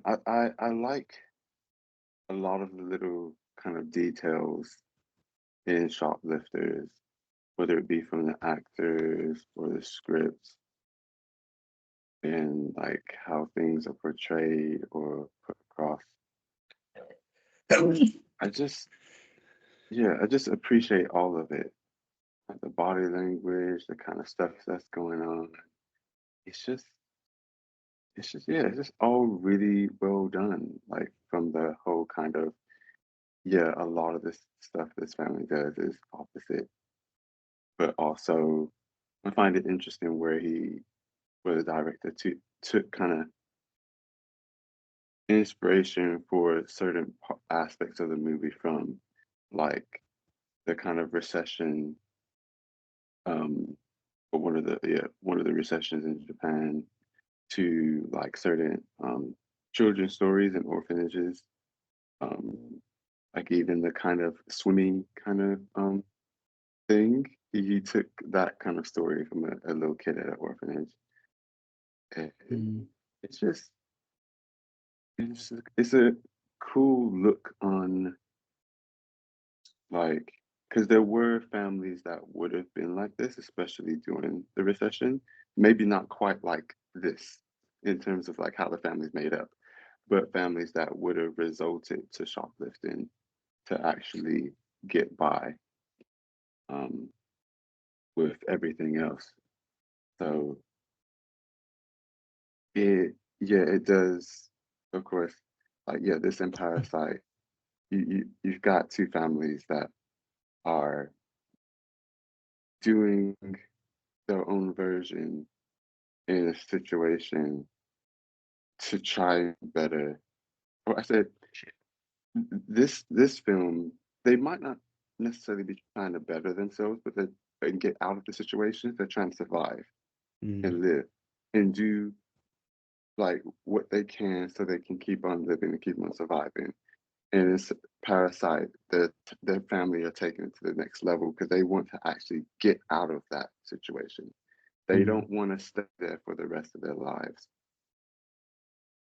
And obviously there's many differences, but it's quite interesting also seeing how like society looks at them, how society deems their situation or looks at their situation, and it's man, I think one of the most kind of heartbreaking moments is when Judy is like, "Oh, you won't hit me like if she buys a dress," and it's just it's just so deep. It's just like, especially, it's like, man, this is nah, it's so messed up. And then you see like at the end where the mom's wearing yellow, and like the kind of inferences from like if she was to have a yellow dress and all this kind of things. It's just like, yeah, it's really, yeah, it's like it's nice to see her smile at times throughout the movie, Judy. And it's like she's with, yeah, they're doing not legal stuff, but she's with people who really care for her and who really like be there for her, protect her, do all the stuff. And it's not just people who are.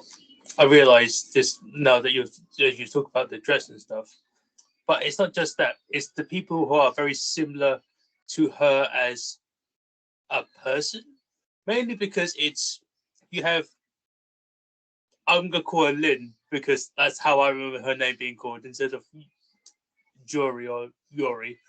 But with Yeah. Lynn, there is the other girl that was also with the family of Aki, I think. Yeah, Aki. Yeah. And how they became more familial, I guess, because of what they shared in Scars, unfortunately. As she was like, because there was, I think it was the bath scene, and there was like, That wasn't not Aki. Was that not Aki? No, that was the one who was like the mom. Oh, was that not? Oh, damn it. Okay. You're super bad at facial recognition. I couldn't remember it was Aki or the mom. Sorry, I guess my mistake. But there was that particular character scene because of the burns from the irons. Irons? Yeah. The hot irons. Oh, fuck's sake. Hot curling irons. You don't want these irons, Rob. Jesus. Okay, but yeah, from the hot curling irons, and it's like had the scars on the arms, and they're like, oh, we match. Yeah, we like, yes, it's how they say how they match and stuff. Looks like that's incredibly fucked up in its own right, but it's like, but it makes it like extremely sad. It's like, oh, I see there are other people who are like as scarred as I am, so it makes them more family like, and that's the way that I think it's supposed to start. That's what that scene was trying to portray, and that's just like, but thinking about it more deeply, it's like, yeah, that's just fucked up, man. I don't know what else to say about that. Yeah, but it makes the story a lot more poignant, I guess is probably the word I'm trying to say. But it's like it makes it, especially for a character, it really just stands out. Just like, wow, fuck. And also how they don't really what you call it, look down upon, or I can't think of the other, discriminate Aki with her because of her job. And I'll say another bit about her job in a moment. Well, her job was Yeah. Yeah, okay. The job was easy. I could do that. I'll picture that. I'm not. Thank you. Anyway,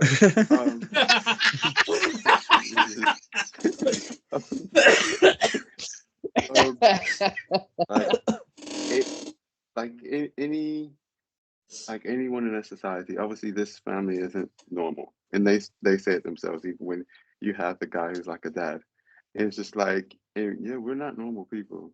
And then he just goes back to talking in some little kid voice, "Daddy." Just it's sweet, but also funny and just weird at the same time. But like one thing I want to ask your kind of opinion.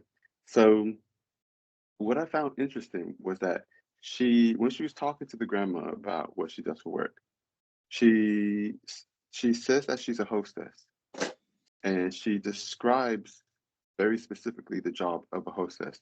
And I was listening to it, and it's not a translation error or anything. I was just making sure. And but then obviously you see her job. She's not a hostess. Yeah, I was about to say that. I very much know what the hostess are meant to do over there. They literally are just a pretty company for guys at a bar. They make conversation. The guys are not allowed to leave the girls. I mean, you have some women who work with some kind of pimps outside of it in the illegal kind of sphere of things, but otherwise, legally, they stay in the bar, and that's all they can do. Now,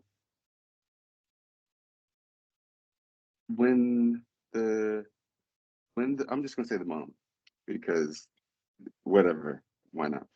When the mom said something to her, oh yeah, but didn't you make it like shaking your breast? So then I was just like, wait, she told Oba-chan, like the grandma, she's a hostess, but is it that she told her that so she wouldn't know what she's doing something like even lower? Like, because does the mom and the dad actually know what she's doing, where the grandma thinks she's doing something else, which is similar but not the same? Well, I think the grandma kind of knows, but she doesn't know that well, because essentially, because like the mom and dad know more, but like, you know, there was a conversation where they were getting the money from the bank, and afterwards they were talking. What was it? They're talking about the MVK.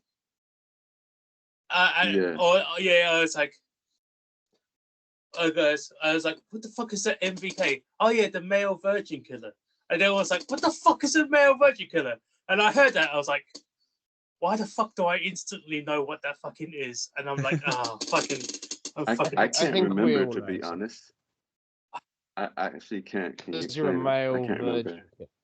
Yeah, but it's essentially, it's kind of like a knitted apron, but you're naked underneath it. That's the best way I could describe it. Now picture Simon wearing it. But yeah, it's a very popular thing, because even the grandma was talking about it. I was like, what the fuck is that? And it was like, oh yeah, no, you see a lot of side boob. I was like, side boob, is that what's popular nowadays? That's literally the lines that were in the movie, right? Yeah, so it was like, yeah. But it's so the grandma's not like, she's not stupid, right? She knows that she probably is a hostess. That's at least what she thinks. But she's probably a dodgier hostess, if you get what I mean. Or she's a bit more of a sleazier hostess bar. I actually thought that's what she was as well, because the way that it's described, and the way that she described herself, was like, oh, she works in a hostess bar, a sleazy hostess bar, but a hostess bar nonetheless, right? When we go to the scene where they're changing, and I'm like, what the fuck? What? And afterwards, it's the weird mirror stuff. I was like, the double fuck? Yeah. And I was like, oh, this is not a hostess bar. Oh, this is something way, way worse. And it's like, at first when they were changing, and you saw like one of the girls in like a more school uniform type thing, I still thought it might have been a hostess type thing, because you get certain places fetishes. as a whole messed up. Yeah. Oh, yeah. Messed up rabbit hole. I'm sure you all know about. And so I was just like, okay, maybe it's one of those hostess places where it's not your standard one in like Shibuya or whatever. It's the other one off the side of the street that's like it's got girls in skirts and they're dressing for whatever kind of things, those fetishes. Okay. But then yeah, like you said, I saw the lady like not humping, twerking on the mirror. And I was so confused, like, what is she doing? Is she practicing? Wait, is this like some illegal strip bar? Wait, what's going on? And then you have the moment, it was just like, wait, that's a double mirror, ain't it? It is like, oh. Also, do you also think that the guy that laid on Aki's lap was the dad of Lynn, of Judy? I don't think so, because from what I understand, he had curtains and the hair was a bit different. Like when we see the dad later when they're talking to the news.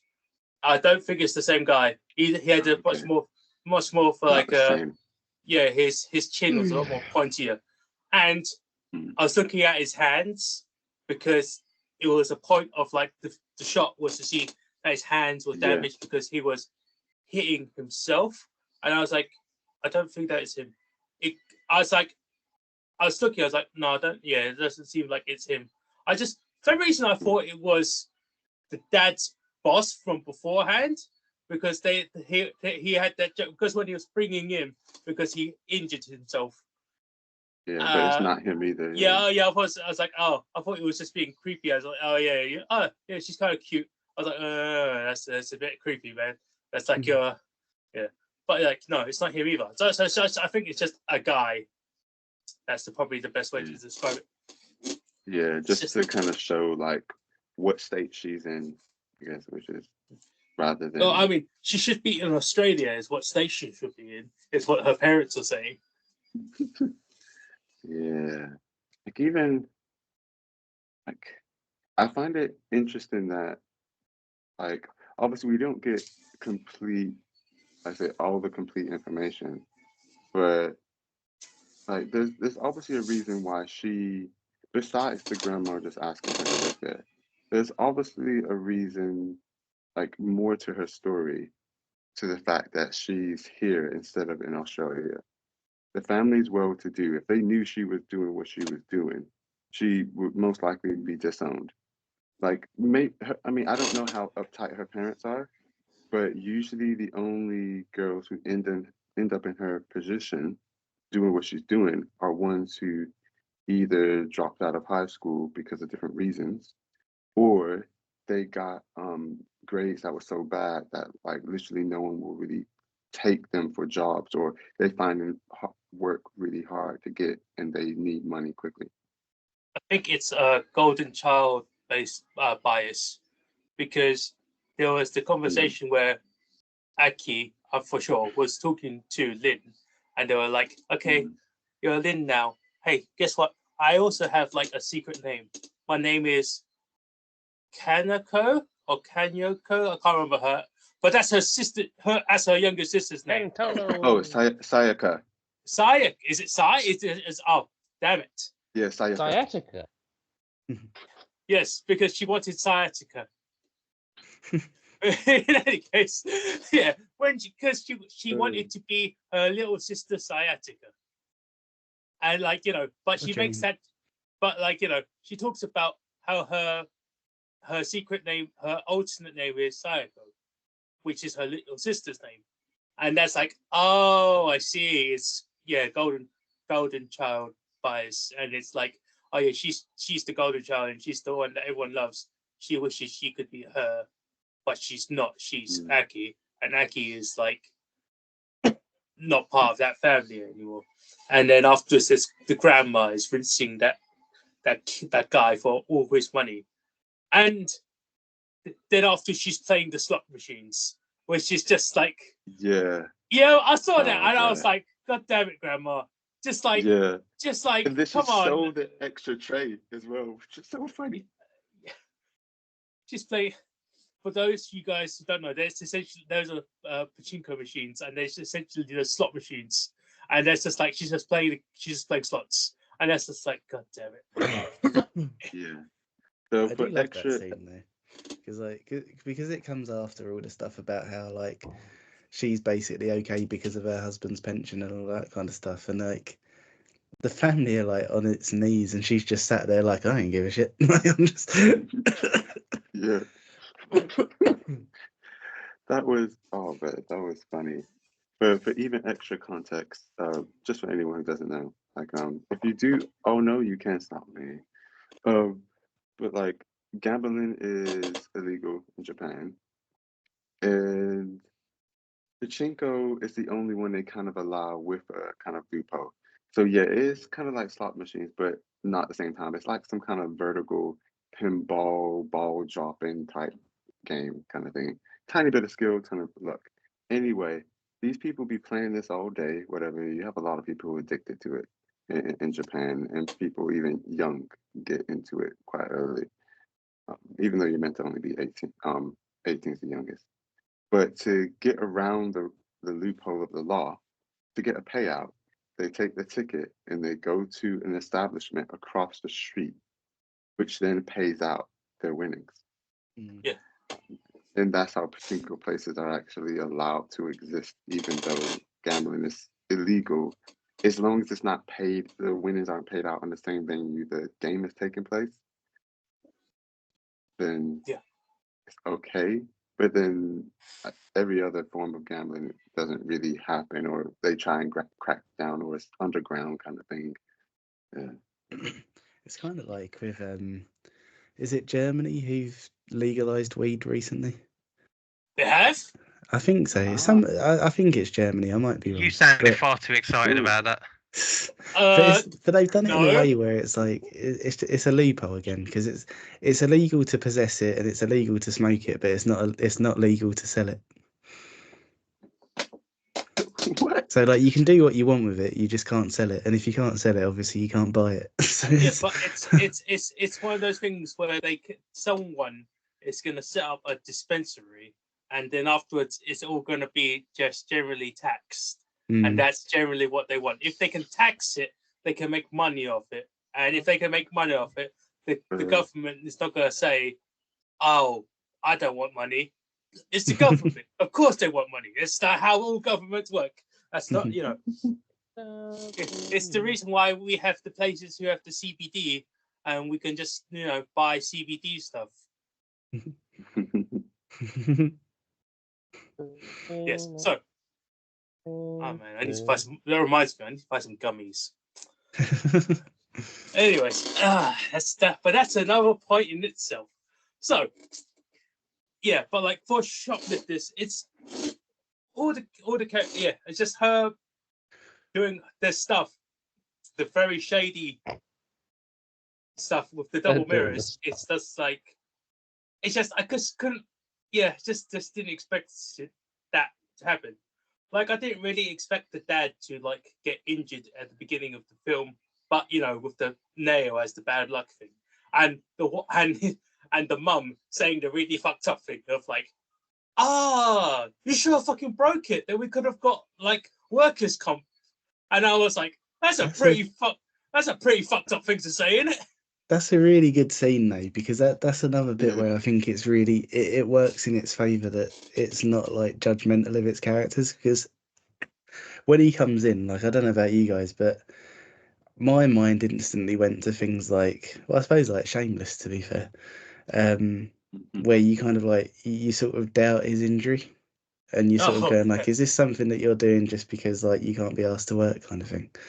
And then when the reaction is like, no, you don't have enough of an injury, like it's I think that's a really nice little way that it sort of plays with your expectations. It needs to be bigger and more. But he didn't actually get workers' comp after a while, right? Because like they said, no, it wasn't that bad comparatively. Yeah, unfortunately he didn't. And then obviously he like the obviously you see the the big differences between like this family and Parasite. He's like, oh, I've got a few poles I could sell for this much, which is not much money. And I'll be fine for it. We'll be fine for a month. And it's like, no, you should do more. You should try to do more. Don't just rest on your laurels. You need to do more.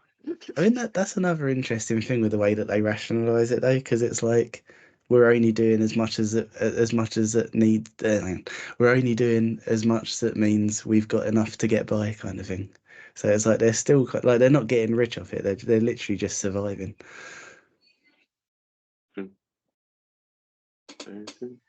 They do say that afterwards, like don't bankrupt. Like it's just a bit, you know. Yeah, I do like that scene with the mum actually, where she's like, as long as the shop's not going bankrupt, then it's fine. Like it's as long as we're not putting anyone else in the situation that we're in, then whatever. Yeah, and you can see how. Huh? Oh no, I was gonna say that makes them better than most shoplifters that I've probably seen ever. So, but like, you know, that's a whole nother thing, anyways. Yeah. Yeah, and they also support their local businesses. Like the croquet lady, he stops there and shows her. He's just like, oh, here you go. Yeah. It's like, oh, they pay for something if they think, you know, it's for a good cause. Yeah. If only real shoplifters were like that. Sorry. I can't. You're sounding very bitter, but I genuinely can't imagine anyone shoplifting from your store. Very simple. Fuck you, because that's just the way. That's not you on the personal thing. It's a thing that's unfortunately part of life, and unfortunately that fuck you is to all the people who did. They have, which is the problem. It's a little store. Which is the so point. Busy though, doesn't it? You can see how people would slip out without paying. It's oh man, this is a conversation that I was in there today, actually. I mean that I wasn't, so I don't know what to say. Yeah, that's okay.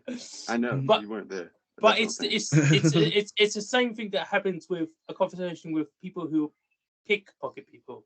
The type of people that you're pickpocketing are people who are in the same sort of like situation like you, with like all of their money is in their wallet and you're stealing their wallet. You're not pickpocketing people who are in Knightsbridge or in the really fancy rich places. You're pickpocketing people who are also broke.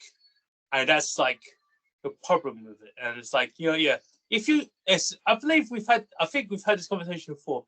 If you're stealing or, you know, shoplifting from a place, do it at like a fucking big corporate company that has insurance. Don't go to the mum and pop shop. They didn't shoplift from the croquette lady. They gave her money. And the only other sort of smaller shop that they stole from was the old man store. But even then, that old man was like, he let them because he was like, well, you're actually in quite a fucking desperate situation where you have to steal my fucking like shitty shampoo because it smells. And like, it's fine because it's shitty shampoo. I'm not a heartless bastard. But it's like, yeah, even then it was still our very, very basic fucking necessities. That's like that shampoo is, from what I understand, is like the what is it like it's like the Aldi own brand level of shampoo. I don't know if that's I don't know how to explain how shitty that is. But it's like, you know, you get it. Well, that was the thing with like that thing recently, wasn't it? When I think it was Sainsbury's started putting security tags on like baby's milk formula and that kind of thing. Oh, baby's milk. Oh man. Yeah. And it was just like, fuck's sake, man. And I remember like their sort of like rebuttal to the criticism over it was like, what do you expect us to do? And it's like, just fucking give it away. Like it is literally nothing to you. Like if somebody needs to steal baby formula, then fuck me, man. Like just the country's missing. I have heard that the people who are stealing baby milk formula are the people who are like trying to undercut cocaine, you know, to sell it. Supposedly that's what they did, but I don't know how much of that is how much of that is true or not. It's like, No, I don't think that's true. I would heard- expect people who are selling cocaine could afford to buy it as well. Yeah, but you think that's it what I'm was saying. like The a undercutting. 0.5%. Yeah, that's Yeah, supposed. also, oh, sorry, go on. No, that was the supposed rumor. That is that. Oh yeah, they just they're mixing their cocaine with baby milk powder. I was like, okay, I don't think that's true, but like it could be, I guess. That feels to me like the Sainsbury's CEO needed to justify why he was okay with starving babies. Oh, Exactly. fucking. That's what I was thinking. Because I'm just like, I feel like there's so many other things they could get that's also easier and cheaper. Like, I don't know what is a very similar consistency or has a similar chalkiness. And I also haven't watched Breaking Bad or many other things, so I don't know if there's some other that would inform me of what's good. But I'm sure baby milk formula is not high in the list. I feel like it's not price efficient. These people are trying to make money, not have the people feel like, why do I get a hint of vanilla Creamy. from this? This don't feel quite right. Oh man. Oh, maybe I should pick that film at some point. Anyway, What on earth could that be? A film that has lots of drugs in it. Actually, that's a lot of films. Yeah, that doesn't happen. Yeah, don't worry. I might pick it one day. This is Emmanuel saying he's going to pick Scarface. That was exactly what I was thinking as well. This is where mine went as well. I might pick Scarface one day, to be fair. Plot twist, the original 1950s film. No. Can only be one version of it. Have you seen the 50s one though? No, and I don't care to see it. You might like it. Yeah, but it's not got Al Pacino, so you know. It definitely doesn't have Al Pacino in, but it does. Doesn't have Al Pacino talking about his dick. Say Say hello to my little friend. You sounded more like Cartman then.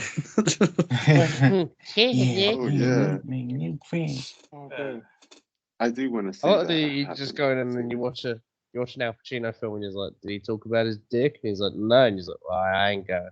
He's got a great big ass. Sorry. Oh, Sorry, I used this opportunity to shoehorn that line back in again. it's okay. I know. With I know.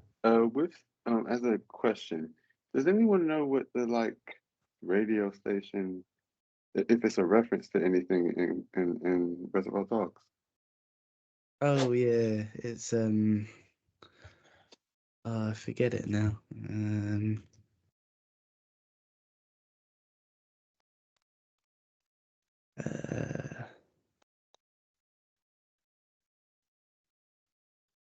Yeah, so the guy who's the DJ is a stand-up comedian.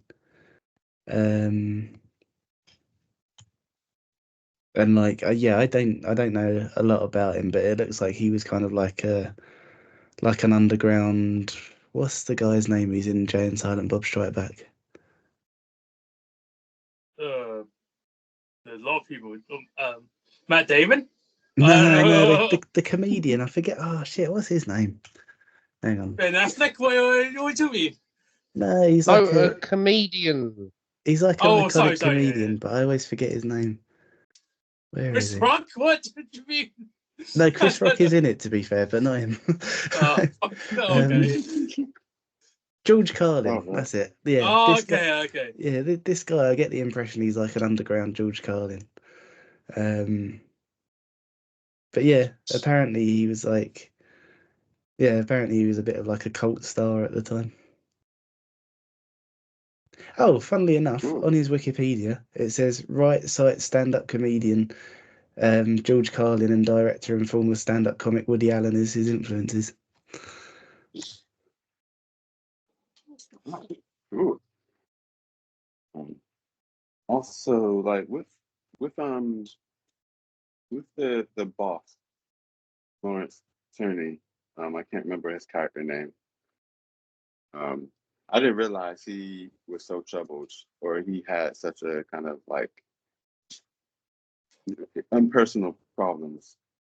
like initially my wife was like talking about how he has a lot of drinking problems, Yeah. and just going to turn my camera off. And the even though because he was so good, he was in demand a lot of his like acting life still, but he got arrested so many times because of his drinking, or rather, what he would do while he was drinking, whether it be like hitting someone with a kind of peanut tray or whatever, to like threatening someone or beating people up, or was it almost strangling people? Like every year he would get arrested multiple times, and Yeah. even during the filming, like um it's probably quite well known that he got arrested, like getting violent. At was it his son? Mm. Um, and they helped bail him out, or they I don't know if they had connections, but they were able to convince them to bail him out for a day to finish his filming. But then after that, Quentin Tarantino was like, "Yeah, I'm not getting him to do any more kind of filming." And he also, and it's probably due to the kind of alcohol addiction and whatnot. Like he had great difficulties remembering his lines. That could also be to age as well, but exacerbated by the drinking. He was easily distracted. Like he just had a lot of problems going on.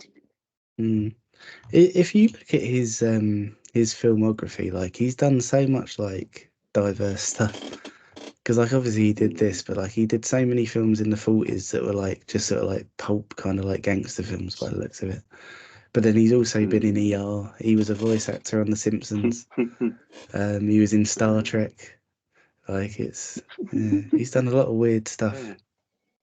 Yeah, he's a good actor. It's just obviously a shame he had so much stuff Yeah. going on. Yeah, he died a few years after this film, didn't he? Yeah.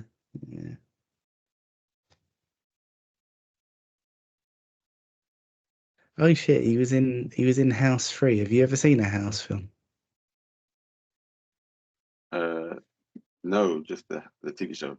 I don't know. Oh, hang on. Well, The house shows. That's sort of this is how different the Someone films mentioned are. House MD. that gives you an idea of. Oh, it's that one. Yeah, okay. Very Oh. different. They're fucking ridiculous films, but they're brilliant. I thought Like you were getting my attention by talking about House, as in the TV show. No.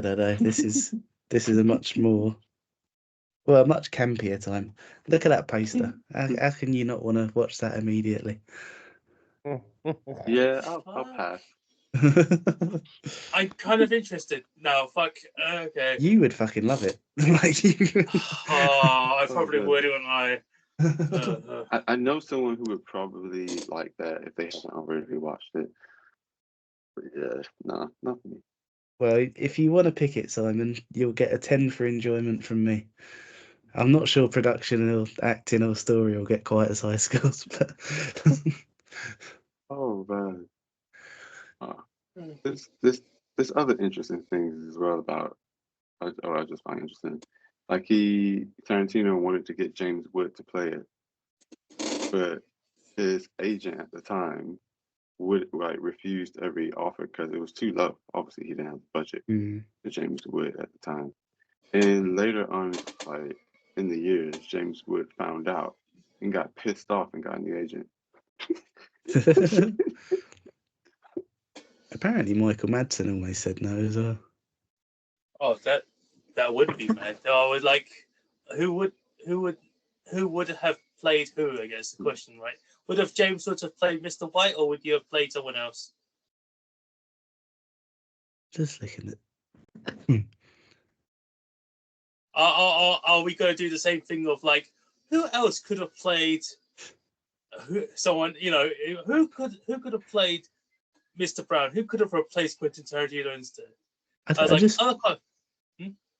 just found a quote from Michael Madsen which just proves that like him being cast as Mr. Blonde was perfect, because he said, so this is about him like turning down the role initially, He said, I don't know why he had me stuck in his head to play Mr. Blonde. I didn't want to play Mr. Blonde. I didn't want to get shot by Tim Roth. I didn't want to be killed by Tim Roth. I was like, hey man, who is Tim Roth? I'd let Harvey Keitel kill me, but I'm not getting killed by Tim Roth. Sounds really mean to Tim Roth, man. I was like, what the fuck? Tim Roth is probably going to read that. It's like, what the fuck did I do to you? Did I upset you? Was it? Oh man, Tim Roth's the best actor in this, you prick. Oh well, I And don't the know. actor I'm who glad said that was that, pretty good. oh yeah, that was Mr. White. Oh man. A different question. Do y'all like? I know that when it was released in America with very little promotion, it didn't do well, like initially at the box office. But do y'all know why it did so well in England? I'd assume like partly probably to do with festivals, because that's kind of where it got all of its traction. I think it won the Palme d'Or at Cannes the year it came out, and that kind of like catapulted Quentin Tarantino into being able to do things like Pulp Fiction. So I'd assume probably from its festival run. Fair enough. Oh, something to add to the Tim Roth cartel kind of thing. I wonder if it didn't help that Tim Roth apparently refused to do the reads, to do the kind of like, table reads while they were sober. He would only do it while they were drinking or drunk. I don't know why. I mean, that's just the type of time period that we were making these films in. If we weren't loading fake guns with real bullets or drinking while we're doing table reads, it's just not that particular time period of Hollywood where the Weinsteins were very just out and about. Just terrible cinema. Oh, that just reminded me, Simon. You said Weinstein's. Do you know Dogma is finally getting a remaster? Is that true though? Because you guys put that in the chat, and I'm like, is that actually actual truth? Kevin Smith posted it. Did he? Okay, yeah. Was it on April 1st? Because oh shit, it might have been. Well, hopefully not, but I can't remember actually. Oh no, I think it was on April 1st. If it was April, would you really do that? There's a lot of people who do a lot of no. things. I've just felt, he's confirmed it was an April Fool's. Oh, yeah. God damn it. Yeah, Kevin, because you motherfucker. Because a lot of things have happened on Sorry. Oh, Kevin. What was an April Fool's? It was the Dogma remaster. Dogma remaster, yeah. I can't because I saw that and I was like, that was too good to be true. I feel like because there was like such line and sinker. I didn't even realise. Because there was things like just like fishing. No, yeah, I just posted it in the chat. He updated the caption on Instagram. It's like you see I saw so many quite funny like April Fool's jokes. Like the favorite one is like where the shampoo was original source was actually gonna make ketchup versions of their shampoo, and I was like, that's really fucking funny. Because it's like, oh yeah, because we're original source, we're gonna make ketchup, and I was like, okay, that's a pretty fun joke, and I was like, but yeah, because the Dogma one, I was like, I don't know, I don't really trust you, but I was like, yeah, I thought, yeah, and it seemed just too good to be true.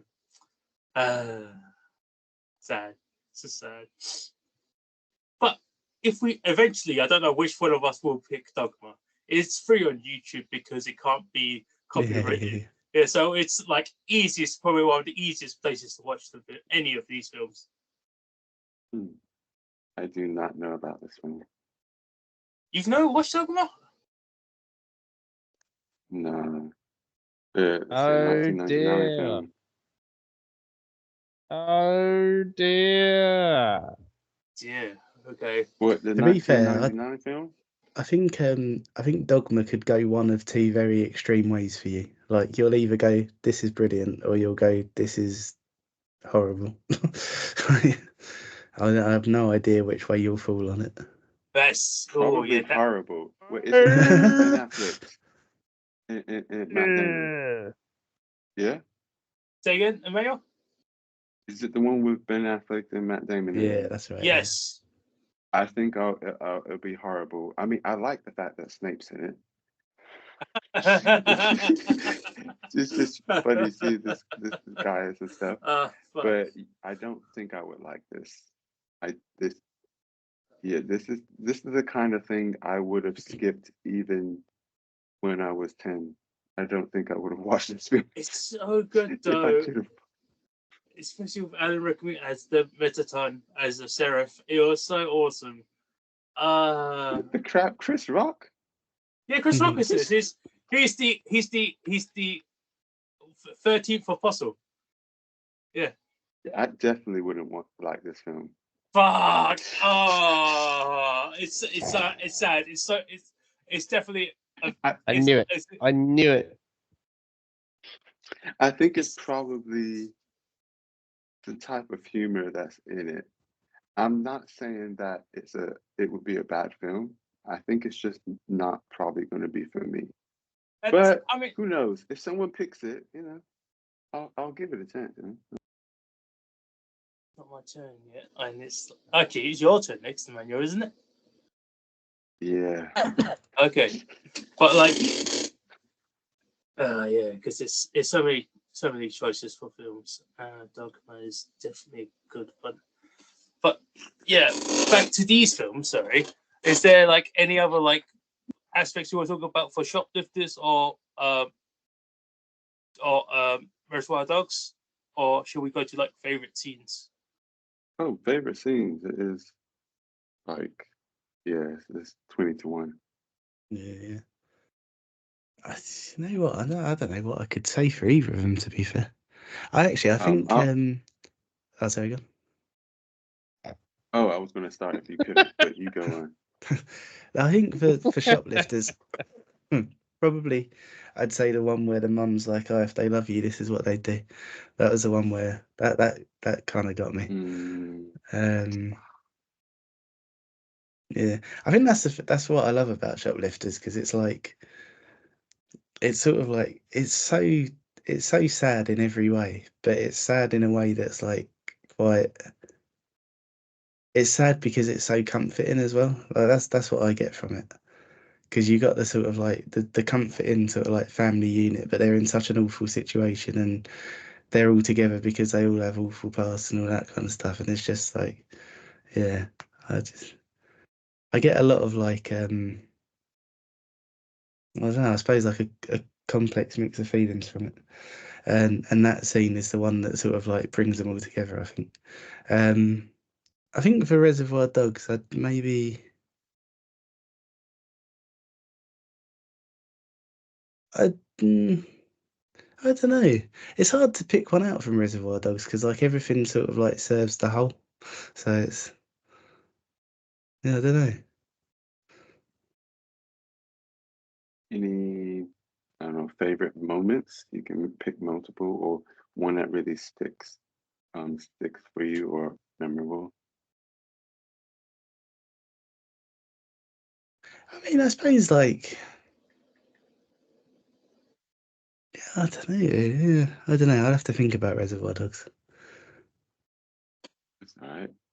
I'll say for Reservoir Dogs, from myself, or just before that, I find it interesting that obviously it was a different time. It was it 92 or Yeah, 88? 92. And we're so desensitized to violence these days. I feel like at the time, the violence in this film was considered too much for a lot of people. And like at different festivals, you'd have people that walk out because it's too unnerving. It's a bit too much for them. And it's just like, even though he didn't show the ear being chopped off, which would be considered, okay, that is gruesome in this today's standard.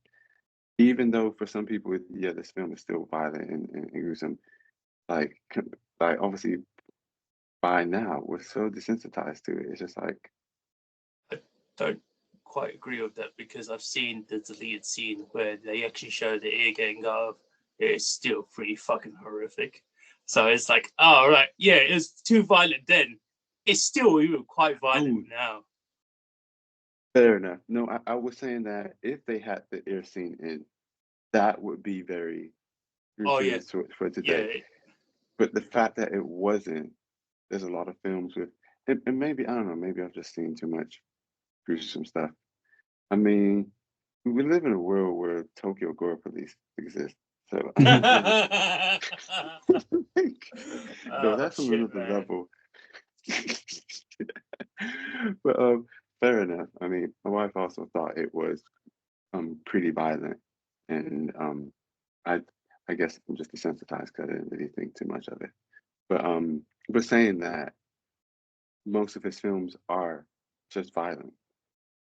So you've seen enough of his films, and it's just like even us watching Inglorious the other day. It's just like it's just part of his filmmaking. So I guess seeing it enough times, it's like, oh, okay. But going back to favorite scenes, I think there's two things that I hold equally as kind of things that are memorable. I don't know if they're like favorite scenes, but memorable for me is one, the stuck in the middle with you scene. That scene stayed with me since the beginning of it, and I know that he went through a lot of trouble. I know he cares about his music anyway, Tarantino, but he went through a lot of trouble to get this song in there. And all the other songs he had in there, they were more favors from the other people involved. They struck deals and stuff to get them. But this he paid quite a bit of money to have this song, and hoping that it would pay off. And it kind of reminds me as well as the song that sticks with me, or the scene that sticks with me in Death Proof, down in Mexico. That whole scene, and then the car stuff afterwards. But anyway, yeah, this is like, you've got Mr. Blonde just like, yeah, this helps me remember how crazy this guy is. He's just like stuck in the middle with you. And it don't work. I'm just like, this guy, what are you doing? Just, and I like how in the theatrical version, obviously they pan away, and it's just like, and then afterwards she's just talking to the ear like, hey, can you hear? Yeah. It's just like, this guy, he's got something's happened. It's not completely, the right place. But besides that, I think the scenes I also hold on the second watch in like equal regard is almost every single time Mr. Pink is just like, am I the only professional here? Or basically says something to the effect. And it's so true. Every time I'm just like, Mr. Pink is saying facts. These guys around him are acting mad. He's just like, I just want to get the money and go. I don't want to be here. I don't want to be here. Let's just sort this. No, don't kill each other. Let's just sort this out and go. Why? I think Mr. Pink really made a lot of the film for me. And in Shoplifters, I think it's hard to pick a favorite scene, because there's so many moments that just really stick out for me.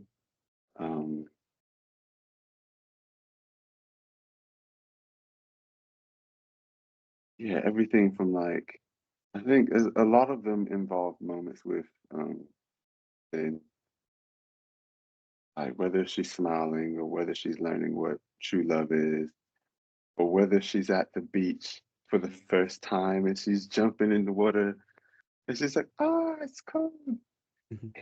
and like the kind of lots of almost like father son moments and mother daughter moments, and the little moments between the kind of grandma and the mom kind of thing. And there's just so many little touching, heartfelt moments throughout the film that are all precious, or all really, I don't know, really kind of get to me, like strike me.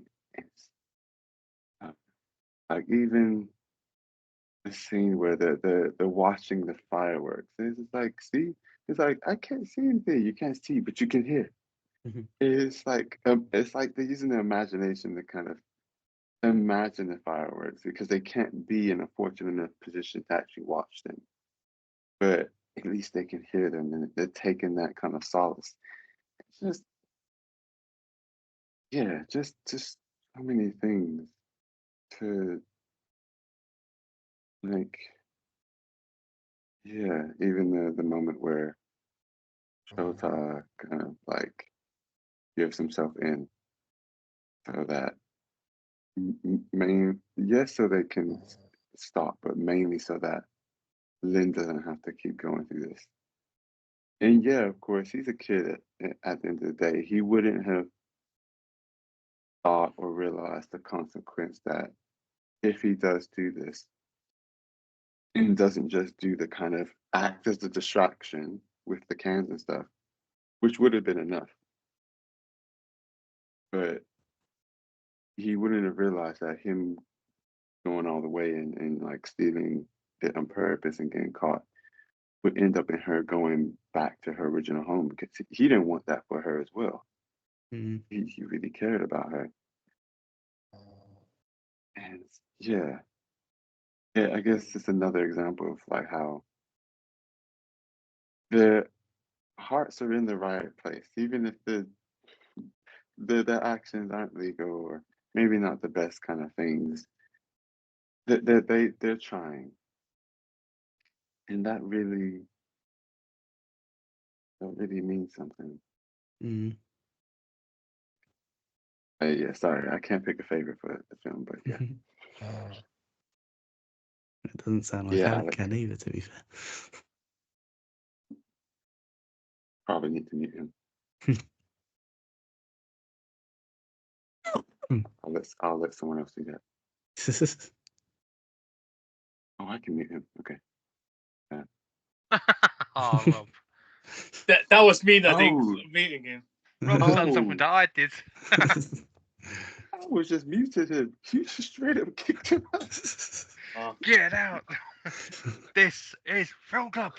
To be fair, it might wake him up, to be fair. Oh, Well, it man. didn't last time. No, it's true. Yeah. I suppose since I'm sort of preoccupied with WrestleMania, I'll get my favourite scenes out of the way. In Shoplifters, mine's quite a strange one. So it's like when the dad and the kid were in the sea, and he said he caught him looking at the mum's boobs, and then started talking about if he'd grown down there. I think it was a nice moment. It was so uncomfortable. What do you mean? I think it was a nice moment. Yeah, but it was great. He was explaining puberty, but it was like someone who's not your dad. I felt it was a bit just a touch uncomfortable. The thing like, is, right? Were you checking out your mum's rack, and it was like, I mean, like, But it's not. Yeah, you know what? Yeah, but it's supposed to be his dad and his mum, and it's like, I get it's going through puberty, but it felt a bit icky. I don't know how to explain it. I get what you guys are meaning, but like the thing is with it, it's a conversation that fathers and sons generally have, or should have, at some point when they come of age. And I thought the authentic way that it sort of come up, I thought it was a really nice done scene. Obviously, when you're a kid, you're sort of very uncomfortable anyway. But like, I think it just showed him as a caring father figure. I generally feel that the mum and dad were doing the best that they could for those kids. So I quite like that scene. It then as far as Reservoir Dogs, stuck in the middle was probably my favourite scene. That was an incredible scene. Like it was just the whole build up leading to him cutting the ear off. Cutting the ear off is like an iconic scene. It's kind of like the horse's head in the bed in The Godfather. Like, so for me, especially with that character being attached to me, I've got to be like, yeah, that's my favourite scene. But I will say that Mr. Pink was my favourite character. Nice. Oh, really? Yeah. Nice. Interesting. I think Steve Buscemi is like. Yeah. I mean, Steve Buscemi is just like whoever he's playing, he's so easy to watch. But I think Mr. Pink is such a piece of shit. They're all pieces of shit. Like, yeah, they're all pieces of shit, but like Mr. Pink is the more professional piece of shit, I guess. Yeah, as is Alec. Yes. Yeah, that's the thing. Like, he's so Alec, but it was so enjoyable. Like his. But for me, I've always loved Steve Buscemi. Like, whether it be something like Boardwalk Empire, which is probably my favourite sort of thing with him in, or even something as simple as Mr. Deeds, where he plays like a boss-eyed man who got a Ferrari and drove it into a tree. He's like, man, these things are fast, and then runs straight into a tree. I'm gonna have to pick Ghost World at some point because he's so good in that. Yeah, I'm very much a mark for Steve Buscemi. And you didn't think I'd say that, did you? Oh, Yeah, Broadwalk is a fucking great. Boardwalk is one of the best. I'd say. I'm not going to say the best because I think the best TV show made was Breaking Bad. But Broadwalk is good, man, because of like, especially because it really plays into that sort of Italian American gangsters with on the boardwalk, obviously. Yeah. But it's a very good. But I think it's so good because of him. The way he portrayed that character in that, I think if someone else played that character, I don't think it had the same effect. Unless it was Al Pacino. Al Pacino's a bit more bombastic, though. Yeah, but I feel like it would work if it had the Al Pacino. Yeah, it probably would. Still that very Italian American feeling. Yeah, very very nice. Oh, yeah, but Buscemi is so like understated in this and in Boardwalk Empire. He's unique because I can't really think of anyone else that's like him. He's just his own character. He's just the way he acts is just so like really like intricate and also kind of like it's hard to explain. I can't even find the words to describe him. It's just like it's just unique. Yeah, he's just him. He's Buscemi. Yeah.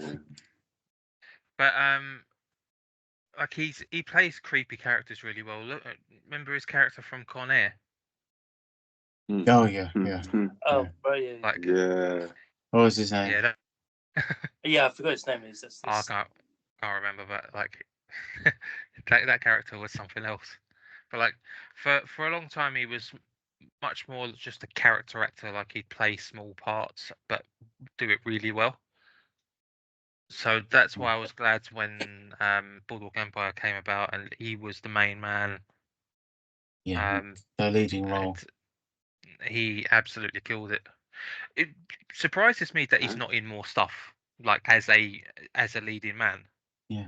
Well, I mean, he deserves it. Well, I mean, I mean, yes, he deserves it, but it might be him being like, I don't want to do too much because, like, I could concentrate on one thing, or I could do a lot of smaller things. But it's like it really depends on him as an actor and the person as well. Yeah. So it really depends. Yeah. Yeah, that is true. It's probably up to him. He's like, yeah, I'm happy with this. I can do like 2 or 3 films a year, and that's it. Yeah. I'm good. That was sort of me going back to what Rob was saying earlier about Tim Roth being the best actor in the film. I think it's between those two. Those two killed their Mhm. roles. Yeah, Tim Roth. Roth's another one that I'd love to see in more stuff, but I don't know if he's that interested anymore. I've read somewhere that he was sort of in semi-retirement. I mean, you say that, but he's playing. Doesn't he play fucking Abomination in fucking Marvel, right? He Yeah. only played that once though, didn't he? Yeah, but he's Yeah. got a TV series as well, so he might be Twice. continuing. Oh, Wait, was he in She-Hulk? forget the TV Yeah, series. I think he was. So which Yeah. is the problem? Oh, blimey. So it's like Well, he Yeah, might he do. I bet he just So- did that for like the, Yeah, but he's like been like, a oh lot. yeah, Marvel yeah, told but- me. He's probably in it for like 5 minutes on set for like a couple of days, and then Oh no, he's in quite a bit of the TV series. yeah, What as series himself, is It's it? nice or to see him. the motion She-Hulk. capture version of himself. What TV show is it?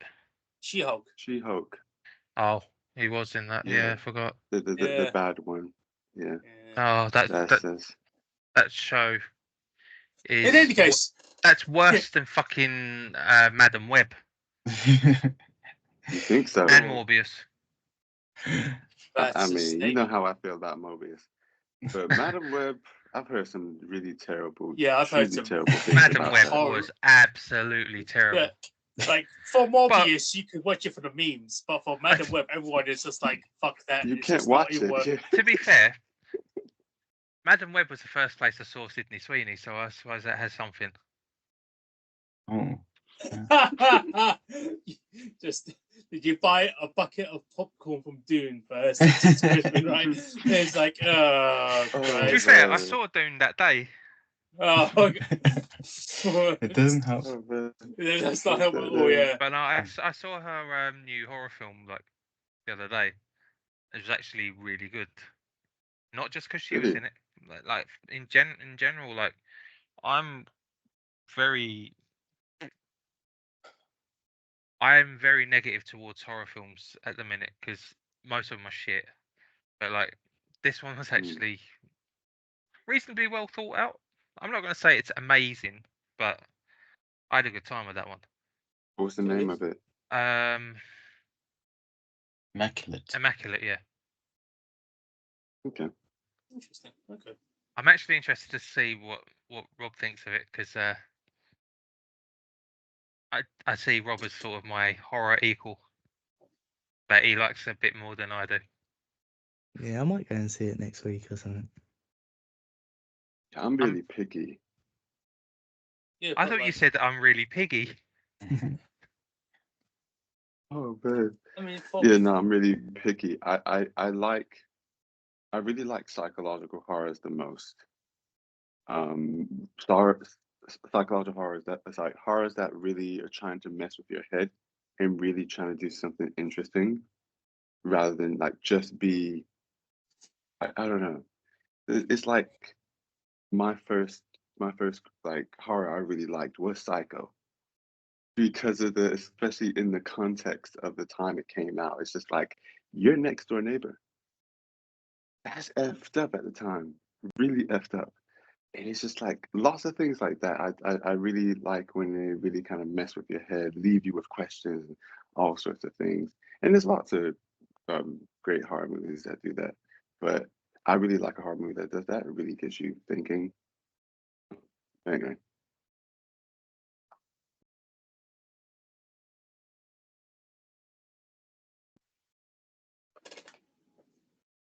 Yeah, before we go, I suppose one of my favorite scenes from Reservoir Dogs is probably like when what's his name gives them all their names. Literally, he goes, "You're Mr. White, you're Mr. Pink, you're Mr. Brown, you're Mr. Orange," blah blah blah. And I thought that was the most hilarious scene, just because how Mr. Pink's so like, wait, why am I Mr. Pink? It's just this is so lame, and he has this like all of them have like little like they show you their character at that moment, while so many of them just don't give a fuck about what their names are. And it Mr. Pink Swan's the few that's kind of like he's so irked by it, and it's so funny and just so amusing, and so sets the characters so perfectly well. Yeah, that's a good one actually.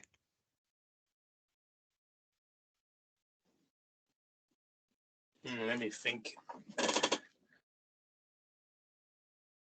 I feel like the second movie is like the classic, like favorite scene in that movie. It's the thing that like really sets up everything else. But like a lot of the scenes or a lot of the shots are very iconic in Reservoir Dogs.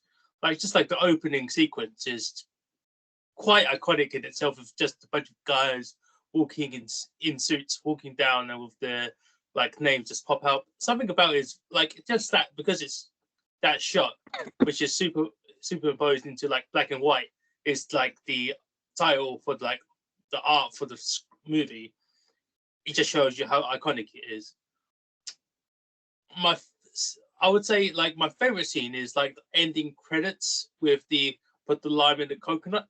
Mainly it's because of Emmanuel though, because he sung a version of that, like him personally sung a version of that, and I heard it, and it's like when I hear that song, I think of Emmanuel a lot, and I just can't help it, and it's just like because he sung it once, and I was like, "It's a lime in the coconut, and drinking and going doctor, doctor," and I was like, "Oh yeah, that's just Emmanuel is just playing in my head. Fuck you, living in my head rent free. Fuck it, damn it."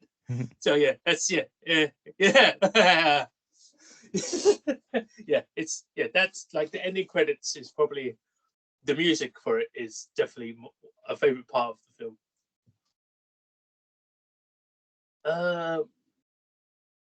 For Shoplifters, favorite scenes or favorite shots to compare to where they were is the shot where Shota or whatever, man, the kid is in the hospital bed, and from when he jumped off the bridge and like fell down and hurt his leg, the same leg as the scene, as very similar to his dad's, and that to me is very very like very the symbolism, and like the thing is so like very in your face about it, but it's like yeah, I see where it's all going, because like they're becoming family, and you grow up to be like your parents sometimes, right? So he's literally became his dad because he been shoplifting, and finally he injured his right leg. It's in the cast exactly the same as like his dad's. And he's like, "Oh right, yeah, I'm seeing who I'm becoming, and that's like I'm becoming the person who I'll eventually call dad." I mean, I feel like that ending scene, he should have definitely pulled down the window and said goodbye, dad. But no, he just had to silently sit there, turn, and go, "Bye, dad." And I was like, "Oh, yeah." That's what I was saying. It was a bit It was not as satisfying as it could have been as like an ending. That's what I mean. It's like it could have been so much more better as to show family, but it's like no, it just had to be quiet send off. I was like, That's a good choice, man. It's all about sort of generational trauma being passed down and whatnot, in it. That's quite a good representation of that. yeah, that's how it is.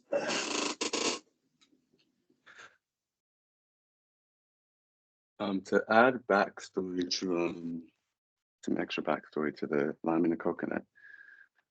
Put the lime in the coconut. The main reason why every once in a while it'll just come up for me, or every time I see like a combination of those two things, I'll just start singing the song. Is while yes, I saw this one, I forgot that that song was at the end credits. I only remember it's like in the middle of a few. But while I was working at the cinema, one of my colleagues, it became like a kind of tradition that every time we worked on some ridiculous like night shift, like it would go from night to the early morning. We would play that song and just be singing it in the empty like foyer and stuff, which was really huge. This is just the echo. It was like we'd be on multiple floors. It was like lime in the coconut, drink 'em all. Nice. I'd be saying, doctor, doctor. It was great. So yeah, lots of fun memories with that song. Well, that song is always associated with you when I think about it. And I was like, oh yeah, makes a lot more sense now. Cool.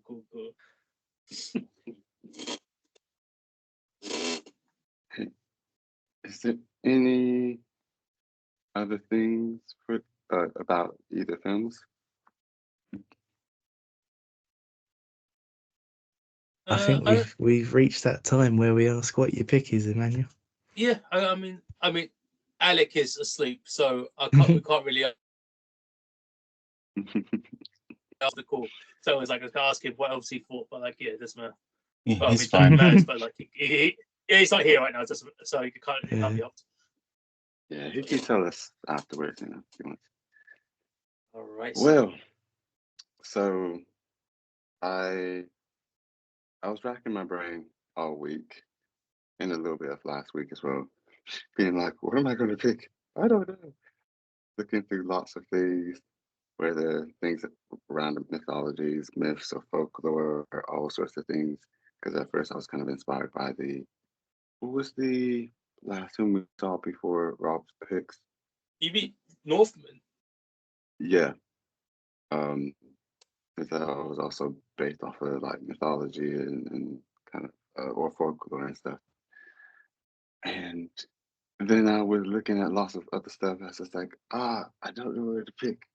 And in the whole process, for once I have like pretty much my next 4 or 5 picks lined up. Because Okay. I was like, wait, I want to pick all of these. I can't pick them in one go. That's not how it works. But one film, the film You can I decided to pick. if you want. I don't think it'd be quite fair. Oh, you mean pick up and then you already know what's in the. I could, but it'd be nicer to surprise you. And Come all this way, it'll be fun. So the film I'm picking first, unless there's a lot of backlash, and I can change it if you really don't want to see this. But I think it's about time that someone picks. Please don't pick About Time. Yeah. That's what I was about to say. You said, it's about time. We've already had that. No. Yeah, we already had that. And I won't pick The Time Traveler's Wife. I'm picking Requiem for a Dream. Hey. Oh, damn it. Why did you pick it first? Fuck. Shit. I held out for long enough, I guess. Oh, fucking hell. I was just like, you know what? I think it's time. That's brilliant. My next pick will probably be a comedy. But this one, I thought, you know what? This pick is a comedy as well. You know what? Right. Uh, When Rob picked his, I was like, fuck, I've got 2 foreign films in a row. But I'm glad you picked an English language one. It'll be easier to watch. I don't know if it'd be easier I to got watch. late in the week and I was like, oh shit, I've only got like one day to watch this now. And I had to watch it yesterday morning when I was fully alert. Yeah, I don't know. I wouldn't call this easy. Yeah, this is. Yeah, it's like grim. as I said, this is definitely on my list. I didn't know if I wanted to be the one to actually fire the gun. You fired the gun for us. It's gonna be a painful watch. It was on my list as well. Yeah, fucking hell. To be honest, it's even very like me to pick this kind of film. Sorry, Ben. Yeah, even Jennifer Connelly, she goes through a lot of shit in this film. And it's like, oh damn it! I don't want to see her go through this so much trauma. But it is a good film. Yeah, it's so someone has to do it. Yeah, but it's like it was a I mean, of us who's watched it, you know, it's like it's a tough film. It's wait. Yeah. Did Alex say he has not watched it? Right? No, he's never watched it. I've not Oh, watched it yes. either. fuck! It's, That's it's that- so that's good, why but we- it's This conversation started. We was just like, oh wait, we've got to pick it at some point, especially like you two haven't seen it, so it's a classic, obviously for some reasons. Where can we watch Hard it? to watch. I think it's on Apple TV. I mean, it will be on there, but I Yeah. think it's on Prime. To be honest, it's on a lot of things. I already forgot where it's playing now, but let me just double check. I tend to use I don't want to sign in. Can you wait? Let me just use my phone. Sorry. Yeah, as I said, let me check if it's on Prime. Yeah, correct. Yeah. I usually I just use, realised like that you know Alec was saying about the thing that he hated about Shoplifters was that they kept saying they were cold. He is going to absolutely hate the coffee stuff in Requiem for a Dream. oh man. Yeah. But Oh yeah, yeah, It's yeah, available yeah, to yeah, rent yeah, everywhere. yeah. So, yeah, it took me a minute. I was like, what coffee? Oh right, yeah, because yeah.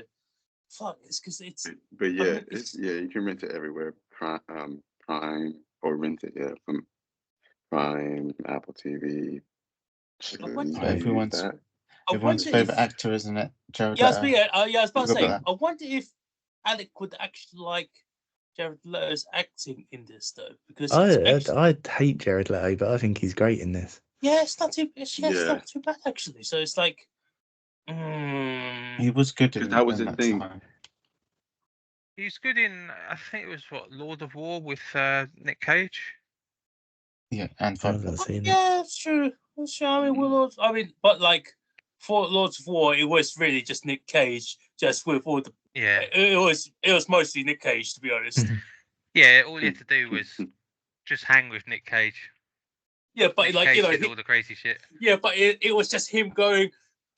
What was it called? The Kono. K-N-O. Yeah. It was just it was so fucking crazy, that film. So great. But yeah, that's another choice. Oh, I guess that could be another choice. Yeah, could choose that. But it's like, yeah, this film is. It's oh fucking hell! I logged into Amazon just to see this film, and you know what? It also suggested me to watch. Hey, would you like to watch Clockwork Orange? And I was like, Oh man. yeah, sure. I guess that would be a like the rough same. double bill. Yeah, that would be the same sort of like circle of people who would watch these Dude. films. Yeah, I guess. I was like, oh, No, a different film. I don't know. I haven't. Yep. There's and another the- one I might want to pick eventually, but I haven't actually watched it. Yeah. I need to add it to my list so I don't forget. What were you saying, Ben? I was going to say this would be a good one, like this Clockwork Orange and Capernaum. Oh god. With the skin I live in. Yeah, that would be grim as fuck. You're just trying to like kill people. I don't know. what's this like? Just trying to take people out. It's like the Sad trilogy. Oh no, the Depression. Isn't that what they call Thingy's trilogy with the what was it? There was Antichrist, there was Melancholia, and something Oh, else. that's yeah.